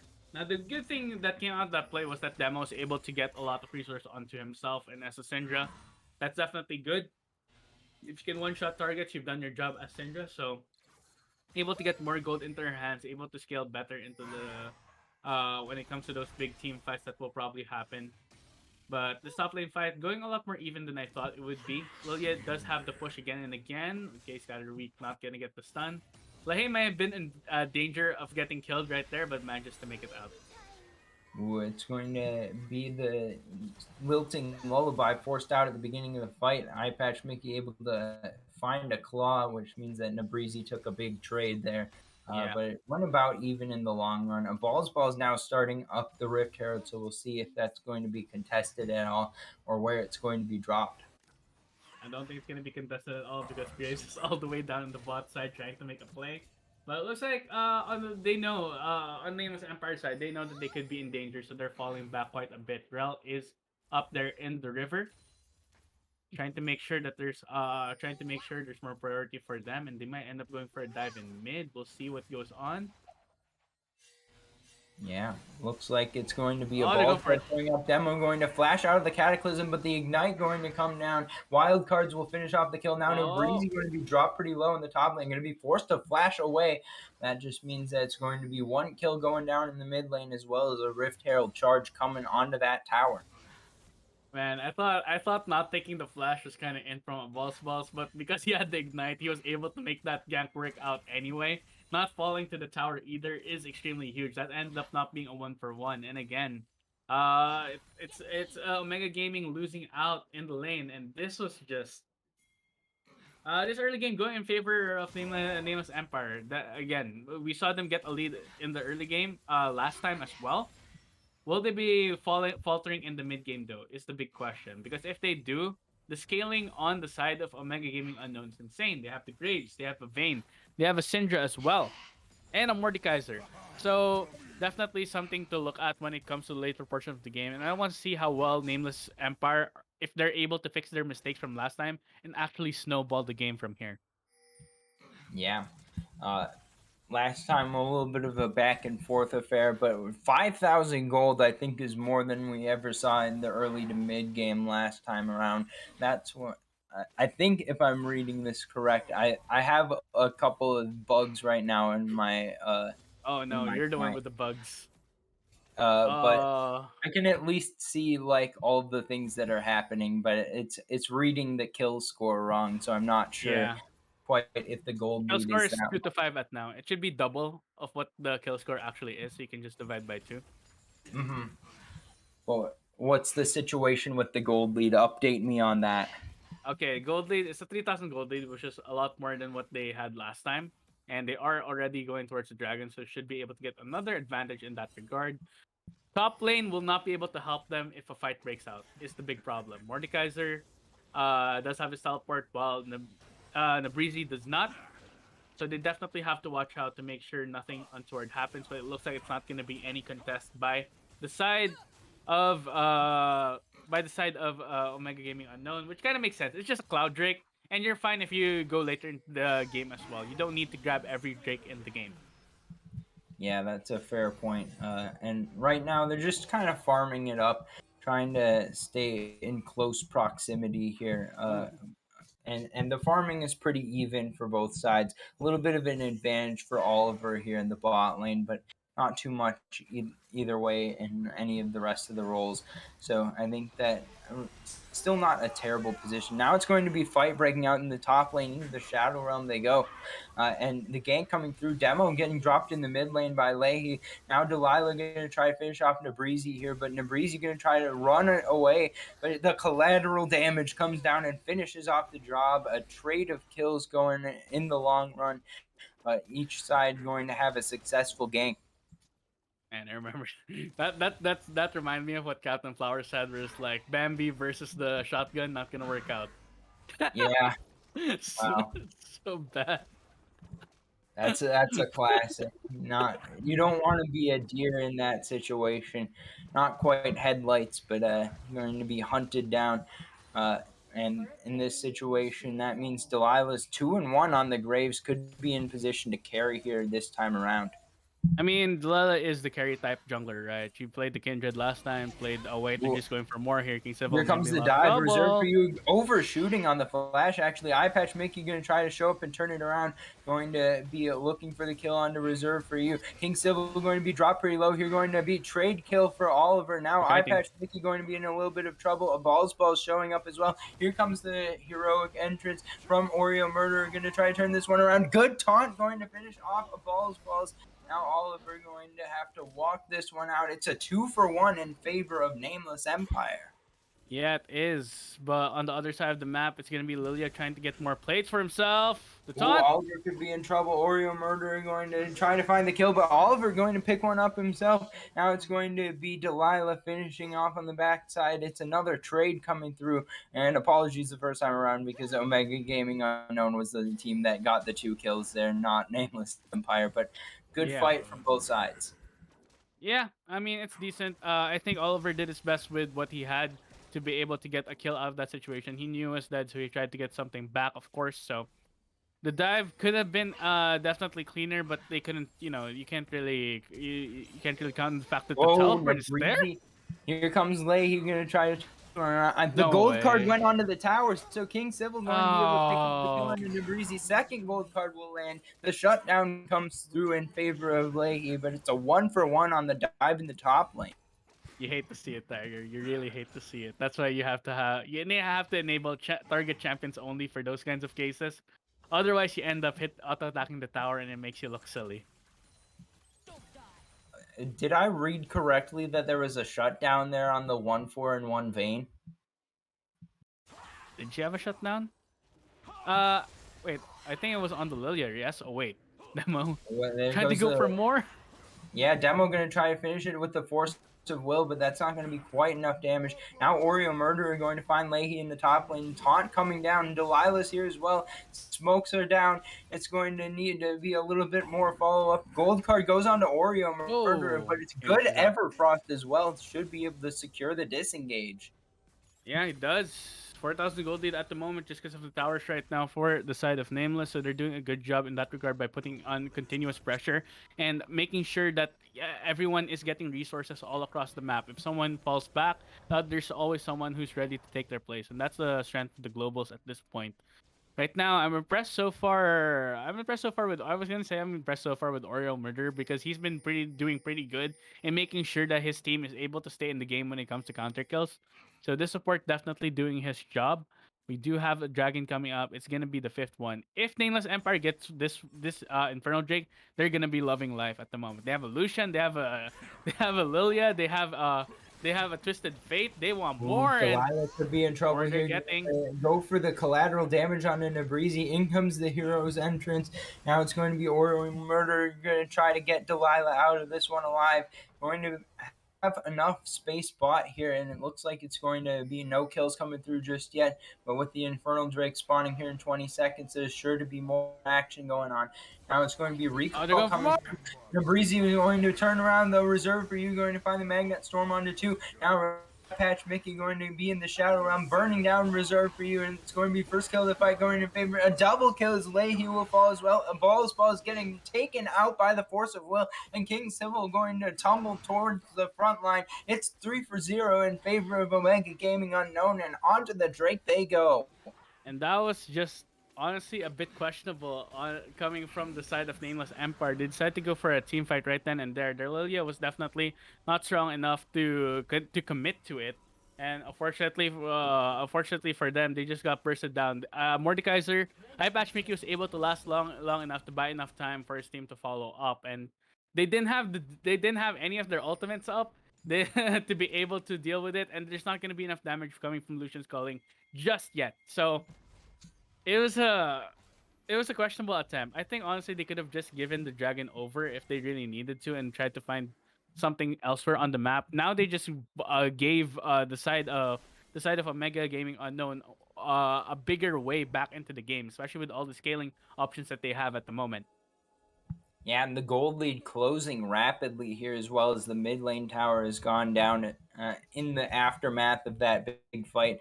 And with the two Drakes going in favor, the Infernal Soul starting to look like a very possible win condition here for Omega Gaming Unknown. Second Rift Herald will go as well in their favor. Leahy just sitting and watching to see if he can find a pick out of that top lane brush. But that means that it's going to be the Rift Herald. We'll see how the Rift Herald is going to be used here by Omega Gaming Unknown. It could just mean nothing, but it could also mean a couple towers going in their favor. Yeah, and more towers the better. Balls, he's in a lot of trouble, but just flagged and Good play, dragged out of man. there. Yeah, really good to get out of the situation he was in. But yeah, talking about the towers at the moment, if they're able to get more standing gold on the side lanes, it will be super good for them. They can use the referral to the best of their ability. They just need to buy more time. And the fact that they were able to get the third Drake means that they have more time to scale up for the rest of their team to become scary. So Graves getting stronger. And oh Ooh, no, Apollo wants to clear a ward, but Delilah won't let him. It's going to be big combos coming down from the mid jungle duo of Omega Gaming Unknown. yeah, they don't let Jarvan get away with it twice. This time they lock him down and take him out. So jungler gone at the moment. And Jarvan is already making sure that his team is knowing that the Baron is a possibility since he's dead right now. And Vayne is a champion can really do damage to the Baron, able to take it super easily. And said he's just gonna summon, get some standing gold up there Ooh, in the Leahy top could lane. be Lahey. dope here. Oreo Murderer going to try to find the way in. Flash going to get Leahy away for the moment, but the Rift Herald finding tower down. We'll see if it can continue for a second charge as the Baron is available. Reserve for you going to clear some vision out here, and it looks like that may be all that's going to go for the moment. Mid lane turret traded back, so decent work here from Nameless Empire, making sure that the trades are going even. Yeah, but even is not what they want to do, right? They're gonna end up losing the scaling war eventually once this comes online. Graves is already online, and Syndra's doing a lot of damage herself. So they need to make a play. They need to do something to get further ahead. Otherwise, they're just gonna get choked out. All right. Well, we have a short moment here. I want to ask you what the items are because I can't see any items at all. So you'll Okay, have to tell me what's going mythic on. mythic completed. I think you should just watch the screen from Wookiee's point of view in that case. I am having a Discord streaming option as well. I may have to look into this. Yeah. Well, right now, Mythic's completed. Of course, Graves already has LDR completed as well. So two items on the Lucian with the Essence Reaver completed. Uh, Twisted Fate has the rapid fire cannon, so he's doing a lot of long range. He's gonna be able to easily kite out the other team. The only real problem for the side of Omega Gaming Unknown is the range, and they're going in. Here comes the engaged teleport coming in. King Silver going to be dropped about half health at the beginning of the fight. Delilah could be in trouble here as well, but it's going to be a Ball Spells picking up the kill onto King Civil. Delilah goes unstoppable, though. Reserved for you burning down in the Shadow Realms. 2-for-1 so far in favor of Omega Gaming Unknown, and the heal comes through. The health bars are too low to continue the fight for Omega Gaming Unknown at the current time, so they will have to stand pat on their location. Now it looks like they're going to rotate towards the dragon side of the map and stay out onto the map. We'll see if they're going to continue the fight as they try to set up some vision here. And it looks like that's going to be it for the moment, but pings towards the top lane. Yeah, they realize that it's a vulnerable spot at the moment. They're trying to get more priority on the mid lane to stop the dragon from being taken at the moment while they buy time for the rest of the team to come in. They may end up just giving it in order to get more gold for themselves onto the top lane by trading the dragon, but that's going to be Infernal Soul Point for the top lane turret, I'd imagine. Not completely the worst trade deal, but at this point, if you're in the side of Nameless Empire, you're kind of screwed for options at the moment, just because of how ahead the enemy team is. Not when it comes to gold, but when it comes to scaling, they're starting to get to that level where you just can't fight them. You guys can't team fight them super well. And okay, they're just going for a play right now. There's no vision of Omega Gaming Unknown. They have no idea that this is happening at the moment, and no All one can right, respond. it's half down.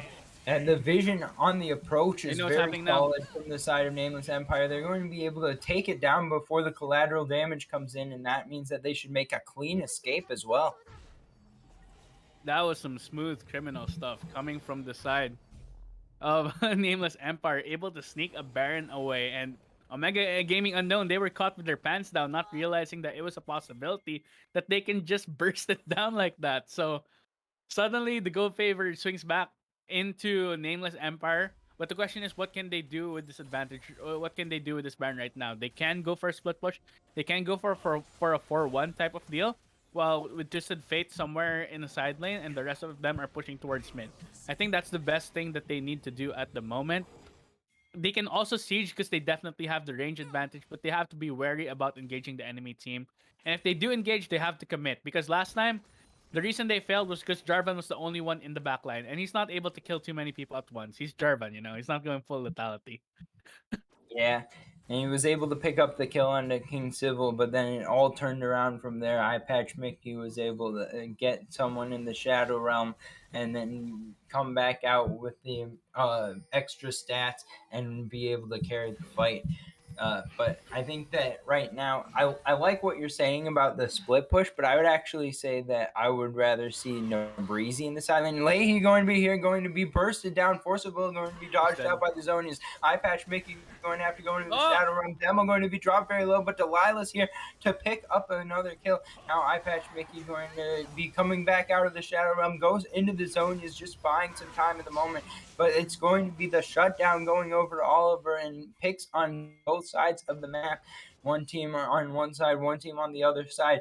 But the Baron push will continue here. oh no, the Nabrizi breezy. could be in trouble as well. Oreo Murderer going to be looking for the taunt and going to be able to find it. Delilah picking up another kill with the collateral damage. And on the map, it's 4v3 in favor of Omega Gaming Unknown. We'll see if they're going to be able to find any more. Bot lane being sieged out here will be enough for a tower, but will they be able to get back out alive? Oreo Murderer, King Civil are on the hunt. They're looking to see if they can cut off the angle. Oreo Murderer, blast cone over the wall. Going to see if he can land a Justice Punch or a taunt, but it looks like that's going to do it. The escape does come through on the back end of taking the bot side tower, but 2-for-1 in favor of Omega Gaming Unknown.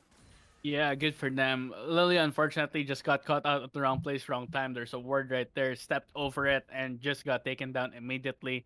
On the other side of the map, Lahey almost got the one for one trade over against Demo, and that was very close. Still overextended a bit. So the Baron buff just kind of stabilized things for the side of Nameless Empire. They weren't able to get too much off of it.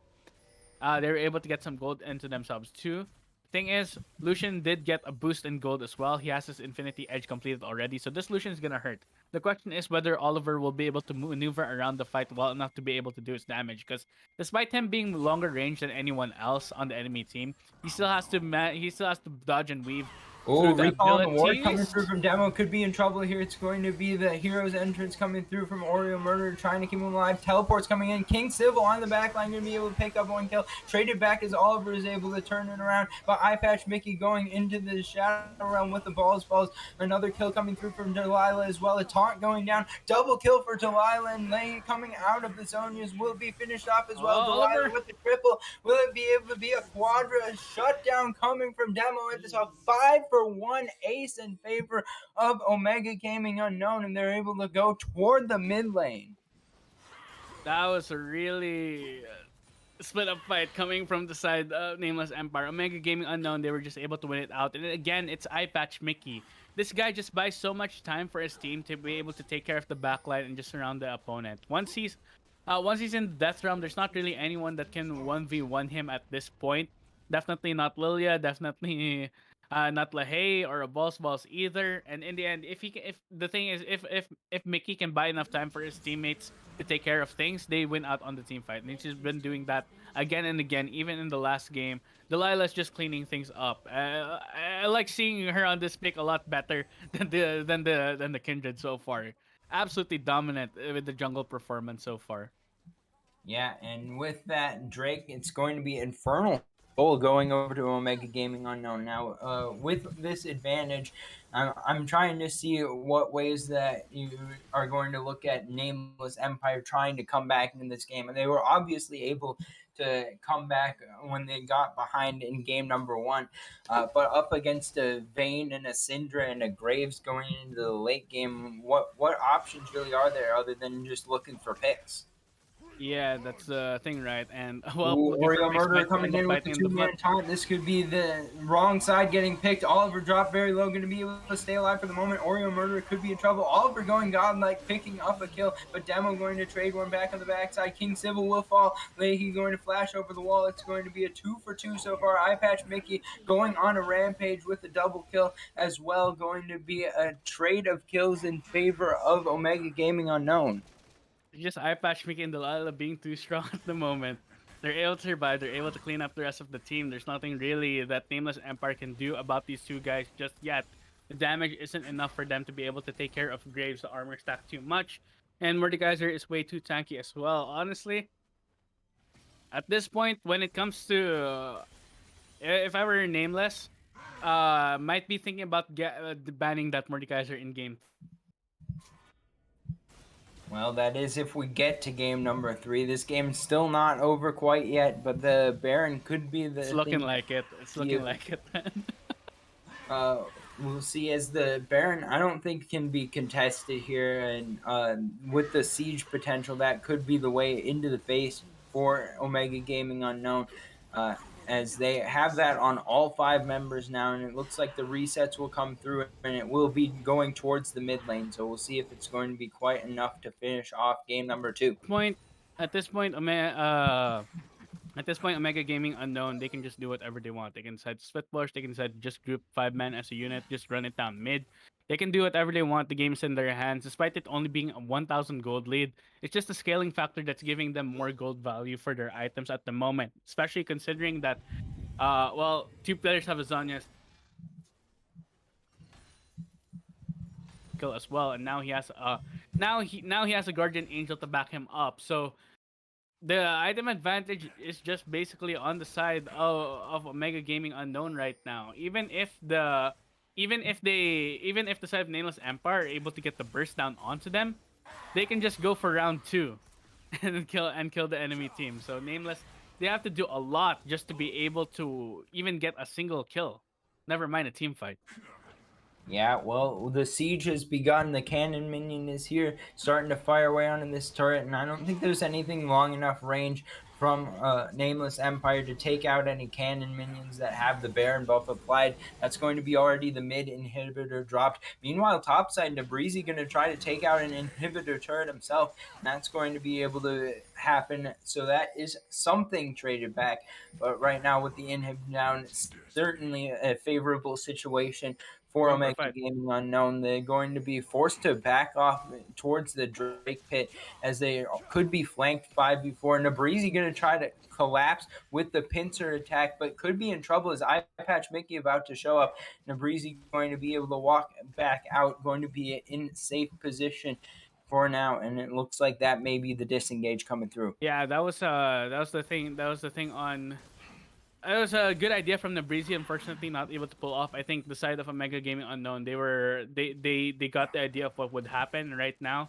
They don't have a split push to add additional pressure right now. Balls could possibly do something in the backline, but it's just a question of damage, right? I don't think the side of Nameless Empire have enough at the moment. Lucian's not going to be enough. Twisted Fate, sure he can deal a lot of burst towards one target, but just one target guys Yeah. to worry about. There's going to be demo to worry about on the Syndra. So it's not looking too hot right now for Nameless. They're running out of options. They're running out of time. They kind of have to do something. They have to commit to a pick or something like that, or they have to hope for the side of Omega Gaming to make one mistake that could get them back into this. Yeah, and right now I'm waiting to see a five-man lilting lullaby or something. Right now, I think Nabrizi hasn't had the impact that I expect to see in team fights from Aurelia. So maybe that's their way to find a The win in pick this fight. It looks like a ball spell is going to be 1v1ing Eye Patch Mickey in the Shadow Realm. Eye Patch Mickey going to win that fight every time, coming out near Oliver, going to try to turn this one around, but it's going to be King Civil and Demo picking up kills as well. King Civil flashing forward, going to try to find the tumbles, going to try to find the kills. It's going to be a 5-0, and now teleports going into the base. It's going to be a win, it looks like, here coming for the side of Omega Gaming Unknown. Going to try to push us to game number three. and well, Nameless Empire, they tried to get a pick. They tried to do what they can in order to get back into it. Just unfortunately, it backfired on them. When, as again, Mordekaiser, this I think iPatch Mickey's Mordekaiser should be banned at this point. I for sure agree here. A little bit too powerful coming in. Almost was able to win them game number one. Game number two, handily in favor. I think Delilah's Graves was a big part of it too here. But well played by Omega Gaming Unknown. And we're going to have game number three coming up.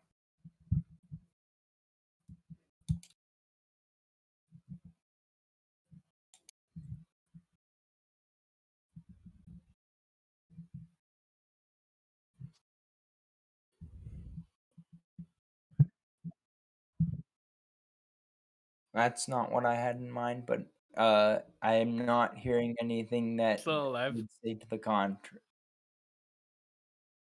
All We're still right. alive. Yeah, we can have a little bit of reflection on game number 2 here, I think. Yeah, I was wondering about that. I thought we were gonna go with the analyst test with you. All right, let's to let's take a look at the damage charts and see what happened here. A lot of damage from Oliver, of course, on the Lucian, and then it's a pretty close trifecta from Demo, Delilah, and Eye Patch Mickey here, doing a little bit of even load bearing for the side of Omega Gaming Unknown. yeah, and that's just the thing. Honestly, did definitely do some well timed ganks again and again, but unfortunately, every time they tried to go for a team fight, it just did not go their way. They just didn't have enough damage to be able to deal with both Graves and Eye Patch Mickey at the same time. A Boss tried to go onto the backline, of course, to try and kill Demo off and King Civil, but he would be alone in the middle of three people and would just get bursted down. Meanwhile, Graves and Delilah and Eyepatch Mickey were just frontlining, doing their best to hold the rest of the team back and able to win out. And eventually, they just became too strong to handle. Yeah, and I think that going into game number 3, I think that a lot of draft adaptations happened going into game number 2, and now this time it's going to be Nameless Empire's turn to see if they can find some draft adaptations that are going to help get back to where they were in game number 1, or have a little bit of a different look that's going to maybe throw off Omega Gaming Unknown, as they were able to adapt going into game number 2 and uh, kind of had a similar look to the comp that Nameless Empire had in game number 1. So maybe they need something different to avoid just falling into a rut of doing the same thing and it not working. Maybe they should just ban Mordekaiser at this point, honestly. Eyepatch Mickey is way too effective on the pick. They almost lost game one, as you said, they almost lost game one because of it. And now they lost game two because Nabrizi just not able to do enough damage to the pick, even with the Lilia. And not able to get to a big significant advantage in the laning phase either. So I think they need to ban it or find another answer to it that can be more effective. Yeah, maybe a little bit more prio on picking a top laner because when you're down to Lilia as your best top lane pick, I mean, like obviously we talked about how Lilia has a supposedly favorable matchup in lane against Mordekaiser, but I mean, you're beyond your set, your Aatrox, Volibear, Camille, all of the picks that you would really want to play in the top lane are gone. So at that point, you maybe it might be important to pick in the first half of the draft before the second ban phase comes through. I kind of don't agree because if you first pick your top laner on red side, you just get counterpicked immediately, and then the lane is lost straight up. I think Nameless Empire do their best with counterpicking on top side. It's just that their counterpick wasn't effective. They need to find something better. I say pick it third on red side before the second ban phase, but maybe the teams will know better than I will. All right. Well, we'll go into our break now this time around. As on the other side, game number 3 will decide who wins between Omega Gaming Unknown and Nameless Empire.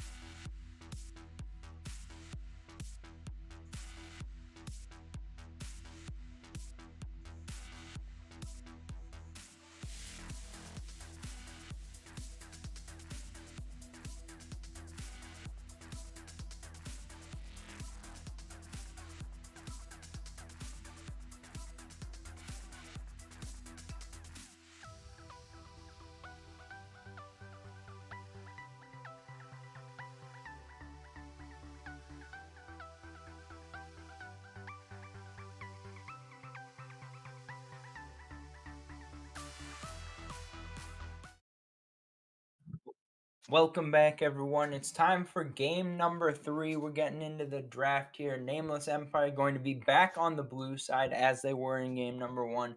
Omega Gaming Unknown going to have to figure out how to win it here on red side if they want to take this series. First two games, of course, going to whichever team was on the blue side. And Miles, I think that this has been, as advertised, a very close series, and I think that we should be in for a good one here in game number 3. Yeah, I'd say it was a bit more one-sided on in the second game in favor of Mega Gaming Unknown, despite the good things that Nameless Empire did in the early game. Again, they got the early lead, but just weren't able to transfer it, and that's kind of been the theme so far from their play. They get early leads, they kind of not do anything with it, despite having more snowbally comps, and just unfortunately throw the game away. And in the game one, it was Omega Gaming Unknown that made a few mistakes that allowed Nameless Empire to get back into this. So I don't know. Maybe Nameless Empire, they have to change their plans up just a bit to be able to get back into this. I think they definitely need to ban the Mordekaiser. Otherwise, Omega Gaming Unknown, Eye Patch Mickey just been too effective on the pick. Or maybe they can pick up the vein for themselves and make Mordekaiser a non-factor. Instead, they're gonna take out the Syndra, saying that is more of a problem. Interesting. Yeah, I did think Demo looked good on the Syndra last game, but honestly, I Yep. didn't see Fine. that big of a difference between like the Syndra and the Ziggs. I mean, there was a little bit more CC with the Syndra, but there were some pretty good satchel charges actually in game one that I saw Demo putting down. So I think that the Syndra ban going to be a little bit awkward here, but we'll see if the Mordekaiser does indeed come back around from Omega Gaming Unknown. The Jarvan is the first pick for Nameless Empire. Yeah, looks like they're falling back to their priority pick, Jarvan. Definitely a good jungler, but as as uh as PPS delivery service said in chat, there are other junglers that can't keep up with the Jarvan when it comes to tempo. So Graves definitely one of them. At the moment, Delilah performed absolutely superbly with it in the last game, and we'll see how she does it this time. And looks like a Mega Gaming Unknown, they're just going back to their roots as Galio is picked again for their squad. And Oreo Murderer was absolutely great on it. Able to get taunt again and again to the right priority targets and win team fights, or at least start off every team fight right for his team. Yeah, and I like the fact that Omega Gaming Unknown stuck with the Amumu ban this time around. Thresh still an effective support, but it's not going to do the same stuff that you're going to see with the Amumu support right now. And the Misfortune is an interesting pick. Was one of the best things in game one from Oliver, but without the Amumu here, I would have liked to see a Leona personally, but with the Thresh instead, I'm interested to see if it's going to be quite as effective as we saw in game number 1. I kind of agree with you there. Leona would have been fine here as well, but maybe they want to punish the Galio more through the lane, right? Misfortune and Thresh is absolutely deadly to 2v2 to go against. If you misplay, they can definitely punish that, and Thresh should be able to poke Galio out of lane as well in a way that's not completely an all-in, like Rel had to do again and again in the bottom lane throughout game 2. So this time, they have a bit more options down there in the bot lane regarding the 2v2 to be able to outplay both King Civil and Oreo Murderer. But we'll see if the bot lane of Nameless Empire are up to the task. Oliver and reserve for you. They have to make things happen down there. And looks like the bangs are coming in again. Ziggs being taken out as well. So Demo kind of has to pull out something new, but the top side basically remains the same. It's still going to be Graves and Mordekaiser. We saw how effective it was in the last game. I don't think that's going to change unless, Nabrizi pulls out something really good. Pulls out something that can really punish this Mordekaiser pick. Yeah, and Bane top. Let's notably go. Lilia not getting banned away, so it could just be Lilia as the top lane pick again for I don't. Nameless. I don't think it was as effective as it should have been. So maybe avoid that one from. Yeah, I mean, if you're not as good at playing Lilia as you are at other champs, then maybe that's something where It's you not want that. the other It's. champ. I'm not gonna criticize Nabrizi for playing it bad. I think he played it fine. It's just that I don't think the champ was effective by itself. I think Nabrizi could have done more with something else. I think maybe he'll possibly go for an Aatrox here and try to win lane that way to try get ahead In that case, be a bigger threat across the map. Silver getting picked up. So now Twisted Fate looks very unattractive as an option. It's gonna be the Jax. All right, so Nabrizi pulling up his carry pants. He's gonna be the split pusher. He's gonna be the 1v1 machine with this Jax pick, and we'll see with this adjustment how he'll do in the 1v1 against the Mordekaiser this time around. I like Jax a lot more I than I do. like Lilia, and I I do think also. that with the team comp here, it's a lot of things where there are engage tools that can also be used for disengage for Nameless Whoa. Empire. Like, for example, you can Cataclysm the front line and then flag and drag out as Jarvan, and then be able to use that as a counter engage or disengage sort of option. You can use the bullet time as a counter engage. Thresh can flay people away and use the box to disengage. So a lot of things that support a split push here coming through, and then if you commit to fighting the Jax, then Misfortune and Victor do a ton of damage to towers as well. So I really like the comp from Nameless Empire. On the other side, though, we got Omega Gaming Unknown picking up the Sivir and Diana in the end. That means that they're going to have a lot of engage to complement the Galio. And with Mordekaiser able to break up fights with the usage of the Shadow Realm, this is going to be an interesting battle of execution here. Yeah, definitely. I mean, both teams kind of have comps that can be like jack of all trades that can kind of do many different things at once. But when it comes to the big team fights, I do think that until we get to that late game situation where Victor can be an absolute monster, it will be Omega Gaming Unknown that's just stronger in the 5v5. Jax needs to be able to split push to put pressure. The problem is it's not the easiest matchup against Mordekaiser because you have to go for quick trades in order to deal with it. So the positioning of how well Jax will play lane will dictate how well the matchup will go into the mid game, into the late game, and whether Mickey can get whether Mickey if Mickey gets ahead on the Mordekaiser, it may just end up being the same story as in game two. So, but Nabrizi, if he can get the Jax ahead, he can be an absolute monster in his own right and just carry the game straight up for his team. So it'll be interesting to see who wins. Eyes on top lane for this game, but also don't count out Delilah on. Well, I'm expecting this to be the Graves jungle again. It looks Yeah, like it that. is. It is. So Just I don't count Delilah ever, because this person's a carry player. He definitely the jungler that's in the same vein as CBR Acid from last time. A mhm. jungler that definitely wants to be able to farm, wants to be able to carry, and she does a very good job at it. Honestly. Yeah, and I think that Graves, especially with the Mordekaiser and Diana both being magic damage picks, works out really well with the solo lanes here. So I think a lot of focus going to be onto the top side of the map. Sivir definitely capable of playing a weak side role with the spell shield available, going to be able to survive pretty well in that lane. I think Oreo Murderer showed us some pretty good taunts with the Galio last game as well, for engages, for disengages, and was able to use uh, the hero's entrance as well to be able to dissuade further engage potential. So a lot Hmm. of utility coming out of the Galio. So weak side bot should be a good situation for Omega Gaming Unknown here.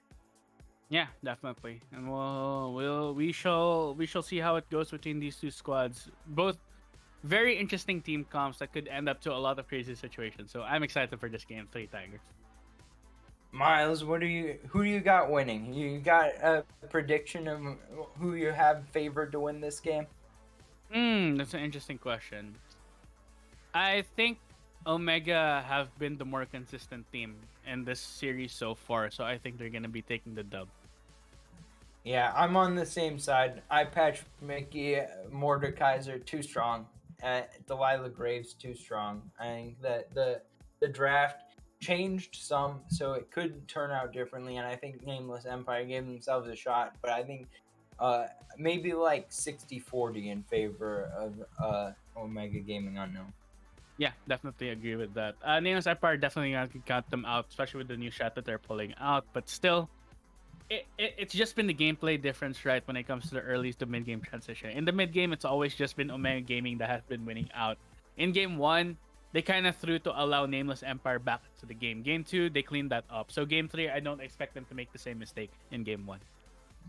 All right, we're going to have a short break, and on the other side, we'll have game number 3, Nameless Empire, Omega Gaming Unknown. Who's going to come away victorious and get up to 3-2, moving into the 4th spot in the bracket? We'll see on the other side of this break.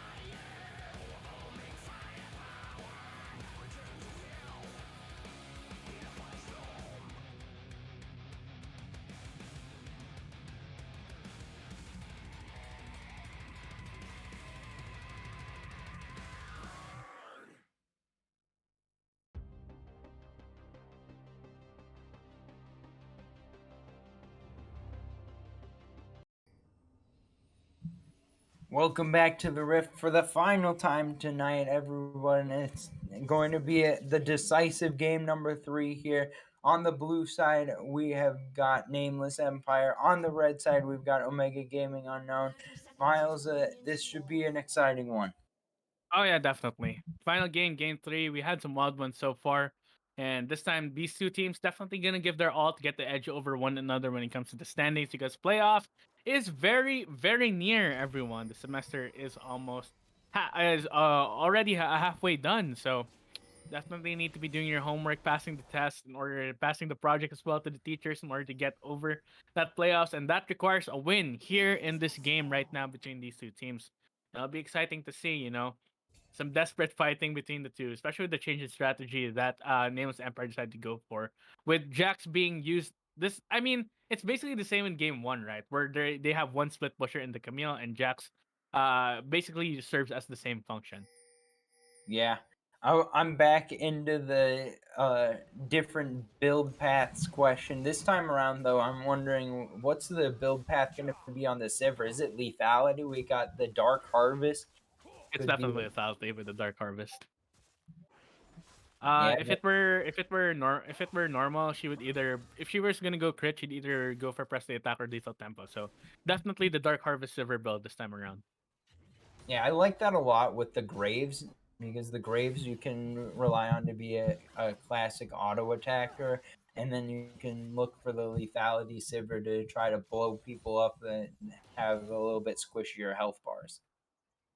Ah, yeah, definitely. Especially since it's a victor, it's a misfortune.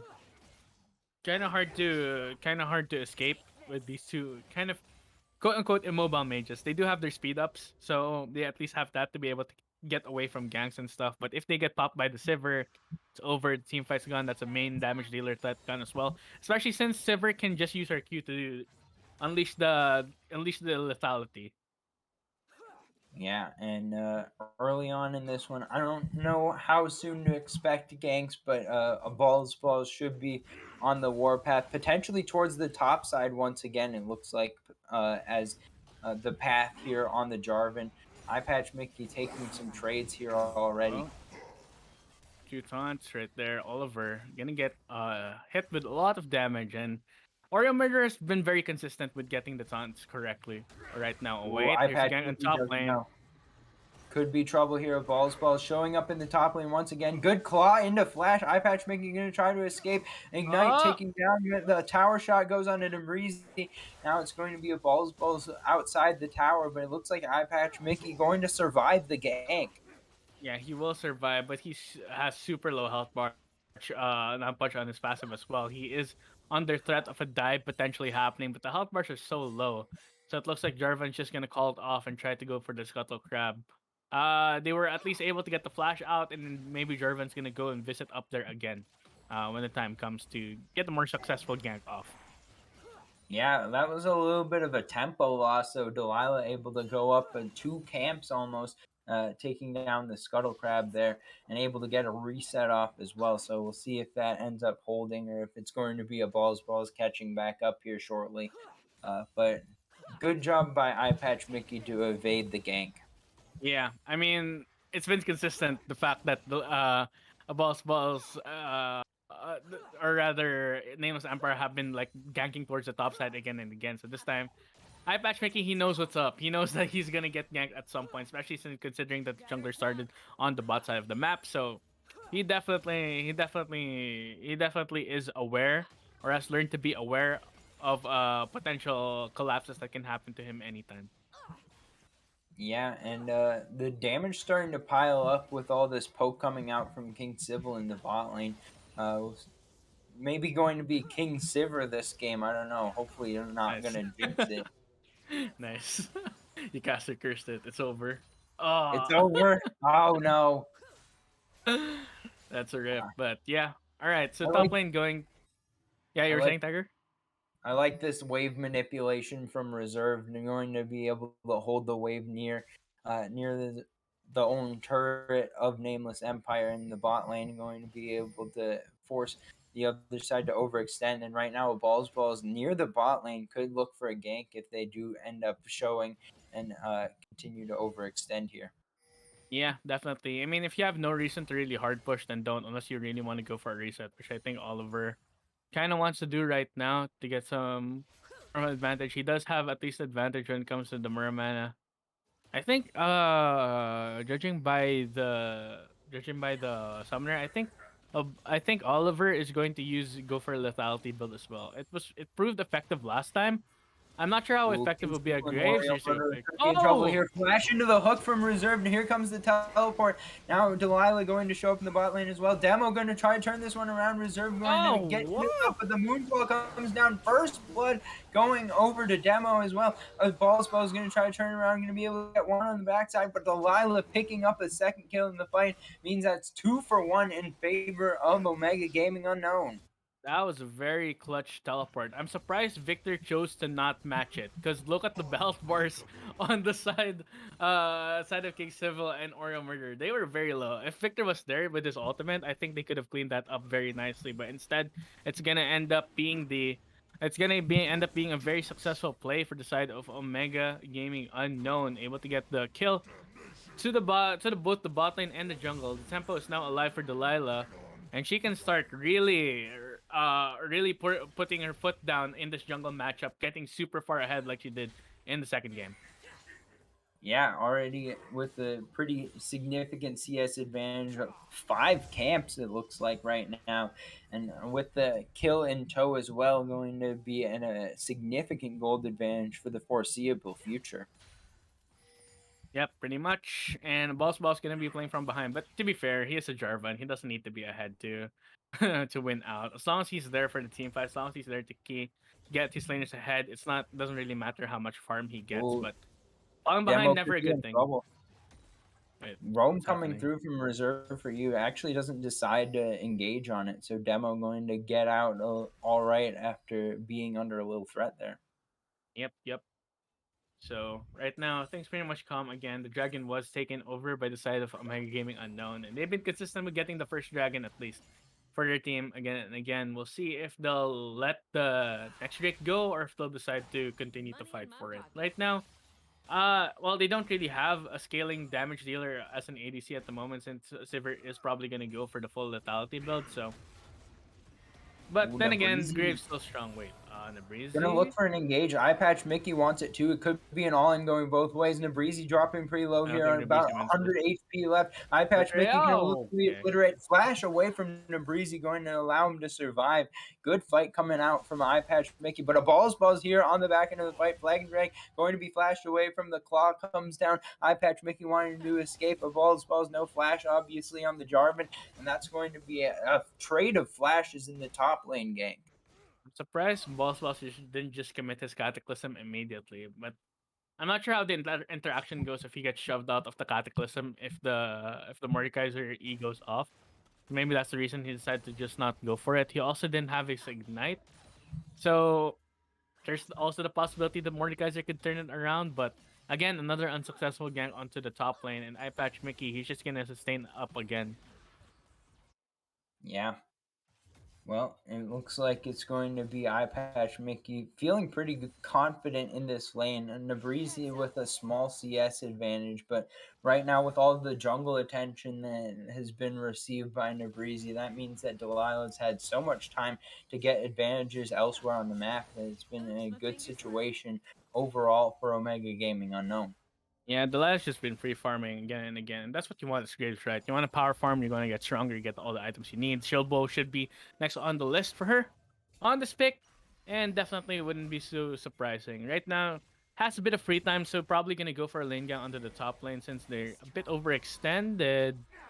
Ooh, here comes it's going to be the defensive ultimate coming out from King Civil, making Yep, sure to here he get comes. away from this one. But that means that for the moment, no more on the hunt. Now, a gank coming through from Delilah in the top lane. Nabrizi going to try to ward hop away.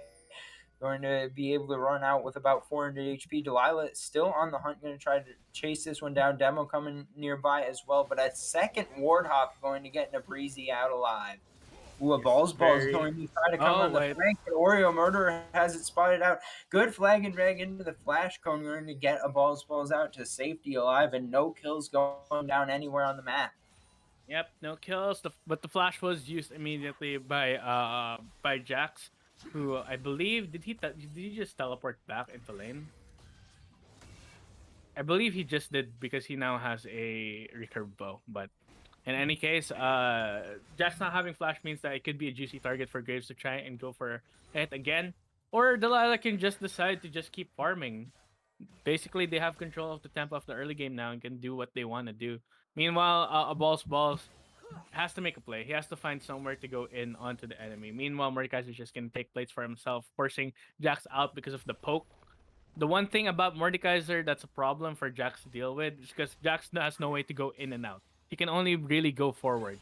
So short trades are not always immediately available for Jax to do, which is the key to fighting Mordekaiser. If you go for an all-in or a long trade against Mordekaiser, it's very likely the Mordekaiser will win out just because of the built-in sustain that he has in his passive. Yeah.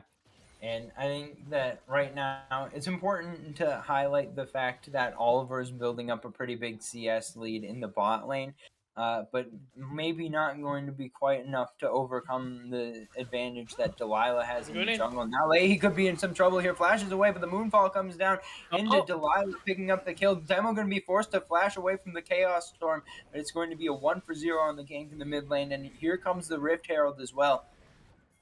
yep. Ref Herald did get the charge off, so that's another gold influx going over to the side of Delilah, and she's the only one who's going to be able to have it. Right now, they're going for the dragon. Immediately, Diana has to back away, but does have teleport. She can go Ooh, in. flash play coming through good from reserve, but now it's going to be the bullet time interrupted by a taunt. Cataclysm comes down from a ball as well as Delilah picks up Oh one my kill, but burning down gosh. the Ignite and going to be able to Oh no, survive. The the Drake dragon. going to finish off the kill under Delilah, but a ball as well is going to be forced to flag right away. Flash pizza from King Sybil not going to connect, and the teleport coming in from Leahy is going to mean that it's going to be the back foot for Omega Gaming Unknown. A 1-for-1 trade coming through. Yeah, it's unfortunate that Delilah decided to shoot the dragon. It aggroed towards her and just immediately killed her. So that's kind of unfortunate. And they kind of have to abandon the project until Delilah comes back online and able to get back into the pit. But for now, at least buying time Yeah, is it.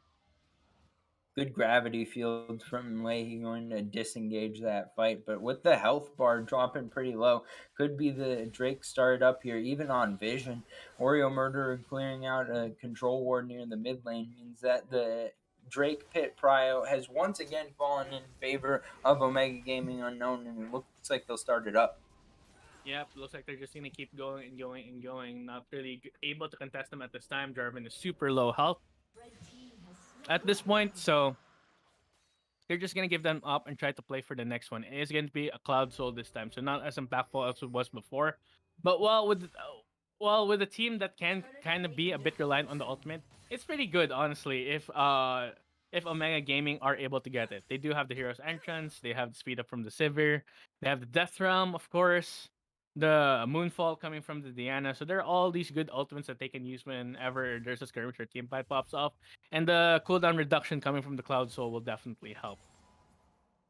Yeah, Sivir be like, I heard you like going fast when you ult, so I made it so that you go fast when you ult, when you go fast when you ult, so that you can go fast when you go fast. Yep. But It's whatever the I'm case, speed. I Lightning am, McQueen Sivir right now. yeah, Kerchoo. But it looks like Omega Gaming Unknown with a pretty significant advantage at the current moment in time. 1,000 gold lead, but on top of that, a couple Drakes and a little bit of extra control over the map, having gotten that Rift Herald charge down in the mid lane, means that they should have a lot of priority going into the mid game fights. Yep. One thing I'm glad from the side of Nameless Empire though, Nabrizi has been able to keep up with the Mordekaiser in a bit of a losing matchup. So, Jax eventually should get stronger and stronger and be able to outscale the Morg eventually. Ooh, Oliver getting taunted Ouch. up here. Good sidestep by King Civil on the hook. Now Oliver going to have to back off a little bit. Going to be able to dodge out the boomerang blade though, so it should be fine for the moment. Yeah, should be fine. See if it continues to be fine as well. Right now things are pretty much even, but I still will give the advantage over to the side of Omega Gaming just because of how good their responses have been so far throughout the map. It's a bit of a slow one this third game, Tiger. So both teams are just trying to find little advantages they can at the moment. But as things continue to escalate, it will be Omega Gaming Unknown that will end up being stronger. I feel just because of the Money in my pocket. Yeah, I think game, and that I really don't expect anything different this game. with the topside combination of the Graves and Mordekaiser, it's going to be hard to say that you outscale. Although the split pushing power of a Jax is threatening in the late game, so Yeah, we'll yeah, see it is that still, also be the case. but Oreo it's Murderer going to threatening. flash forward into the Justice Punch, going to try to assassinate Leahy there before he can flash away. Delilah going to pick up the kill, goes on a rampage. Now reserved for you, and Balls show up, but it's a bit too late as they are already lacking a mid laner. Yeah, it's unfortunate. No flash either on the side of Lahey, so not able to get out of that very dicey situation once he got surrounded. And it was a really good heads up play coming from both Oreo and Delilah. They're just going in. Oh, Demo going for the moonfall. Ballspo is going to be able to get out with the flag drag for the moment. Oh, Going to be the collateral damage coming up just a little bit short of finishing off the kill onto a balls. that was like almost. Team's turret has been I'm not sure. I destroyed. think that was like 80 health. And he was able to survive. So really good stuff coming in from a balls. Very lucky in that regard. But Calculated. unfortunately, they lost more tempo there in the mid lane and were able to get the turret. So Victor has to make himself vulnerable if he wants to farm. Ooh, King Civil could be in trouble here. Going to be forced to heal. Taunt coming in onto support, but King Civil going to be forced away by the bullet time. They're Oliver going. still wanting to go forward here. Now it's going to be the gank coming in from Demo. Flash away from Oliver. Will it be enough? Reserve for you going to be hit by the boomerang blade, but flashes away. That means three summoners spent for just one on the other side. Now Ball's going to show up. Maybe he's going to try to turn around the fight, but if he does, it will become a 4v3. Taunt comes through from Oreo Murder. It's the CC chain. King Civil throwing a boomerang blade through reserve for you, but it's not going to be enough to find the kills. Meanwhile, though, the Drake coming up in 30 seconds, and the health bars are low for Nameless Empire. Yeah, the health bars are low. Blue team's And turret I don't has think they been can contest the destroyed. streak either. Jarvan is a bit. Wait, Jarvan was able to heal to full health. Never mind, so he's fine. He still has a score drinker, and the amount of healing that he can get from that is still pretty insane. The Herald will get the charge, but meanwhile, oh, they're going in. Yeah, here comes Oreo Murder, going to try to engage the fight once again. King Civil taking a chunk, going to be forced backwards for this Drake fight. The Rift Herald did get a charge, but wasn't able to finish off the tower. But it looks like Delilah and Demo may be looking for a flank here. Yeah, All right, the they're Drake gonna going keep to be going. started up. Teleport. Yeah, teleports coming in onto the backside from Nabrizi. Going to see if he can find King Civil. Now hops over on Oreo Murderer, but taunt immediately. Now Demo going to try to finish off with Balls. Is going to be able to do so, but traded back are two kills. Leahy going to be able to pick up one on the front line. Eye Patch Mickey looking for Oliver in the Shadow Realm. Claw going to go down. Oh, Obliterate comes through, and it's 2 for 2 on the fight. Delilah flashing in the back line, looking for the use of the collateral damage. But King Civil not going to be here anymore, so that means that after the 2 for 2 is going to be Nabrizi on the flank once gesture. again. We'll see if he's going to be able to find the turnaround. I'm going to look for Delilah here. Not going to be able to Oh find the no. taunt. The good dash away. Hook landed onto Eye Patch Mickey, but Eye Patch Mickey has the passive. Going to be able to finish off Nabrizi while not even looking the same way. Going to try to finish off the Drake as well. Teleport coming in on the back end of the fight. It's going to be Delilah picking up the Drake, and that's going to be the disengage coming through, meaning that the fight is totally won by Omega Gaming Unknown. Yeah, Omega Gaming Unknown were just able to handle that perfectly. The overextensions again and again from the side of Nameless Empire, just biting them in the butt. Unfortunately, they're not able to fight together as a unit. Blue team's And turret Jax, he tried to go for a flank. He tried to go for a desperate play onto the dragon. Unfortunately, it didn't work out. He has no smite. He has no ability to be able to steal that unless he gets a very lucky empowered auto attack. But other than really hard scale, it feels like Omega right now they're just running away with the game so far. They have control over the map, at least above the river. just that part gives them so many options to be able to play the game out. Yeah, and already on Soul Point means that unless the Baron gets taken out within the next 4 minutes, it's going to be a situation where they can choose which neutral objective that they want to go for, and it either has to be full on contested, or you end up giving up either Baron or Soul, and either situation's not going to feel too great for Nameless Empire. No, it's not gonna feel too great at all, honestly. I mean, they still have a chance if they manage to scale up, but they have to be able to stall out to get there. And even if they do stall out, it's very hard to fight against this Mordekaiser, who's super tanky at the moment. Already, Iceborne Gauntlet completed, Bramblevast as well, and he has 5 stacks on his Dark Seal. Something I didn't mention, but should be out there. This guy, even though he's building tanky, he's gonna hurt a lot. Yeah, and with all of that damage coming through, on top of it, you have to be worried about Demo, who's 2-2. You got to be worried about Delilah, who's 4-1. Even King Civil is doing a significant amount of damage since he farmed pretty well into the mid game. So we'll see if it's going to be any chance to come back. What the situation will be if the burst is going to ever be tanked up by a He should front be line able to of come. balls in reserve for you, maybe going to get enough items. Uh, Looks like a fight could break out here in the bot side jungle, but good dodge on the taunt comes through, and Nameless Empire don't want to have anything to do with that. Yeah, definitely. They don't want to do that. Instead, it's going to be a reset for the support and the bot laner, as well as the top lane to get more items into their belt. Dustblade is completed for Sivir. So she's going to be doing a ton of damage. And once she gets a kill, she's just going to go invisible. So even harder to deal with for the side of Nameless Empire, who are really struggling right now to get something done anywhere around the map. They're regaining some vision control at least while the enemy team resetted.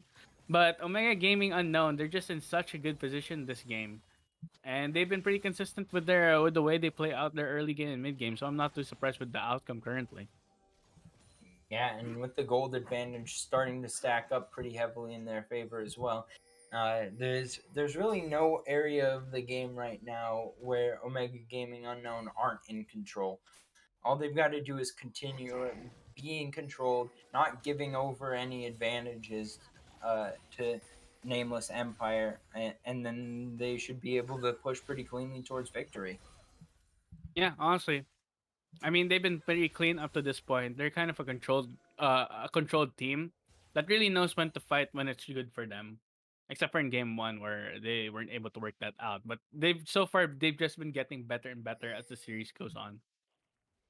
Yeah, and with the Drake starting on in just a minute here, that means that we're getting towards that situation that I mentioned before, where it's like you got to choose Baron or Dragon, and either way is a winning choice for Omega Gaming Unknown here, and Nameless Empire kind of having to take table scraps here. Like he could be in trouble and going to avoid walking into the taunt at least, but still dangerous to approach the river at this point for anyone on Nameless Empire. Oreo Murderer Going trying to go forward here, not going to bind the CC chain onto a ball spells as he finds the flag and drag away, but still starting to look towards potentially going for this Drake. It is Nabrizi on the other side of the map, so 4v5 in the area right now. Teleport could turn it into a 5v5, but the Baron also being started up, going to be a force coming through from Omega Gaming Unknown as the push continues from Nabrizi. We'll see if anything comes through. The Baron dropping here pretty low, going to be in trouble. Here comes, it's the steal from the what? side of Oliver with the bullet time. The smite is off, and it's going to be Eye Patch Mickey trying to fight a balls in the Shadow Realm. Comes away with the victory there, and now with the fight coming through on the back end, Delilah going to try to finish off more kills. Taunt going to be charged up, going to be landed on Leahy, going to be trouble here for the mid laner, and it's going to be a second kill going over to King Civil. Now the recall coming through from Oliver, not going to be allowed, but it's going to be too much for the side of Nameless Empire. And well, on the back end of the fight, it's going to be Cloud Drake going over as it's the soul for Omega Gaming Unknown, but the Baron buff still on 3 members, so we'll see how far they can push it. Yeah, I don't think they're gonna be pushing anything, honestly, Tiger. They were able to get back some of the gold lead with that Baron play, but ultimately they still ended up losing the team fight and giving away the soul. Again, it's not the most impactful of soul. And but right now, I think that was kind of trolled, the fact that Misfortune was able to actually steal the Baron right from under Delilah's nose. Especially with no smite, especially since she has no spite. That was just the burn damage coming from Omega Gaming Unknown. Hopefully, it doesn't come to bite them in the butt. Otherwise, they'll probably really regret it. We have around 5 minutes until the Elder Drake spawns, and that could be a nameless. Yeah, you don't Then want to the entire first half of the game, it doesn't matter. give a steal onto an Elder Drake, so you can survive the Baron buff going over for a few minutes, and it looks like that will be stalled out pretty effectively here. Just about 30 more seconds on that, and nothing really has been gained other than the two towers that Nabrizi got during the split push. Uh, but with that going off here pretty shortly, it should be just a situation where uh, the gold advantage that has been brought back here a little bit will hopefully make the fights a little bit more even-handed. But still, you're looking at Nabrizi wanting to split push being the real end game sort of situation Hmm. that Nameless Empire want to go for here. Yeah, definitely. Nameless Empire, despite the scoreline, they're not out of it yet. They're not out of it yet. They definitely still have a chance as long as this Jax continues to put pressure, continues to outscale. Already, he has his Divine Sunder and Blade of the Ruin King completed. So there aren't many people that can duel him at the moment. Mordekaiser probably can if he puts him in the Death Realm, just because he has a bit more of an item advantage as well. So maybe that's the only reason why they can send him there, Ooh, and they're going Lahey in. could be in Hey, trouble here. Demo going to try to blow him up. Going to go for the rocket belt, but it's going to be the chaos storm. The Zonia is forced out, and that means that Leahy can get away.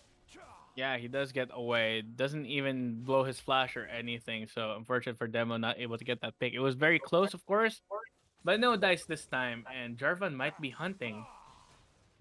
Yeah, a ball's ball is going to flag and drag over the wall, but fortunately for Demo, walked all the way back to the tier 2 tower before recalling. So, Very wise smart. decision there.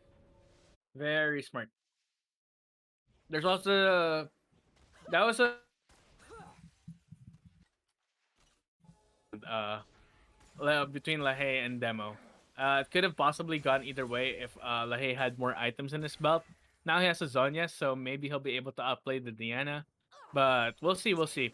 I mean, if this goes later, definitely Victor will end up beating Diana and should be able to contest with Graves as well because he doesn't really build any magic resist except for his boots at the moment. The mercurial threads. There we go.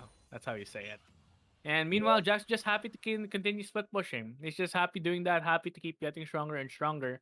And if the game lasts longer, then Jack should start getting activated very soon. Yeah, well, it's going to be the tier 2 bot tower under fire. Cataclysm Well, coming down. A fight may be started out here for the side of Nameless Empire, but Eye Patch Mickey starting to look for the kills in the Shadow Realm. I think he's brought a balls with him. King Civil going to be able to finish off that kill. And meanwhile, on the other side of the map, one tower traded back, but it's 5v4 on the map. yeah, 5v4 balls unfortunately overextended. There's not really much he can do when fighting against a Mordekaiser, especially when he's kind of this far behind on the pick, honestly. Especially Gourd Drinker will not help you in a 1v1 situation. If you're surrounded by people, Gourd Drinker is a lot more useful, but fighting Mordekaiser 1v1, nah, bro, not gonna work out. Yeah, and with that situation, the Baron going to spawn in under a minute now. Elder Drake going to be only about 40 seconds afterwards. So a lot of big fights are about to come up here, and it's going to be a lot of vision control contested here, presumably in the short run. Eye Patch Mickey going to clear out this mid wave, and that should give the prio over to Omega Gaming Unknown to push towards the top side, get some more vision down, and set themselves up potentially to go for the Baron second time around. Get the smite this time, Delilah. Get the smite this time. Exactly, definitely. Don't lose the smite to an 8. could happen, honestly. But hey, we all make mistakes, Tiger. Definitely happens. It's just that Delilah missed Mr. Smite there. And already looks like the teams are gonna be posing over the Elder, wanting that objective more. Because whoever gets the Elder wins the team fight. Yeah, that's pretty much how it goes. But on the smite front, fool me once, shame on you. Fool me twice, shame on me. So let's not see any abilities taking it Uh down. Delilah could be in trouble here, going for the collateral damage to buy some space. But Demo takes out Leahy on the beginning of the fight. Reserved for you, going to be chased down. There's no team nearby. There's no way out. It's 2-0, and the Baron going to be started up by Omega Gaming Unknown. Lehay trying to go aggressive onto the Graves. Delilah just baiting him in, ready for his team to follow up immediately because they were so close by. The Elder is being used already, but here comes Oreo Murder, ready to stop the take from happening while the rest of his team are already running down. Yeah, Buying enough time Elder and just already they're going spawned. for it. Elder just spawned as the Baron was being finished off, so that means with 5v3 Steal. on the map, should be able to be secured here. Smite still available for Delilah.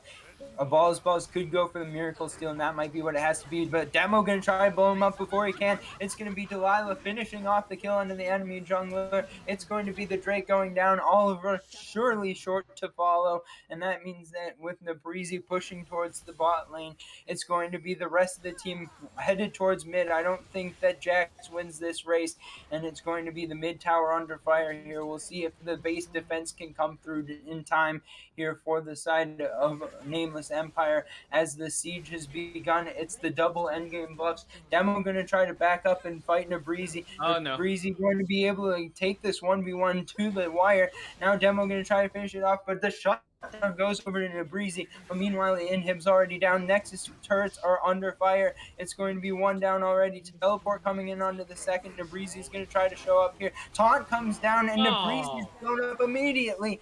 The second Nexus tower under fire now going to be finished off here by Omega Gaming Unknown. Ballsbell's going into the back line. Going to try to finish off Eye Patch Mickey.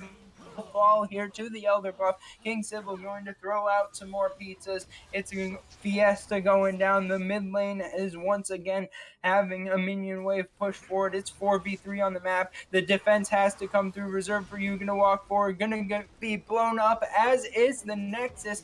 And it's Omega Gaming Unknown taking the series 2-1. Yeah, what a decisive final game for the side of Omega Unknown. Kind of as expected once we saw that top lane and jungle decided. I patch Mickey and Delilah just obviously way very, very strong on this Graves and this Mordekaiser pick. Possibly some incentive for other teams in the league to ban it away from them just because they're so good at it. And Demo, he has shown a lot of versatility, playing different types of mid laners to good degrees of effectiveness. He played Ziggs, he played Syndra, and now he played Diana.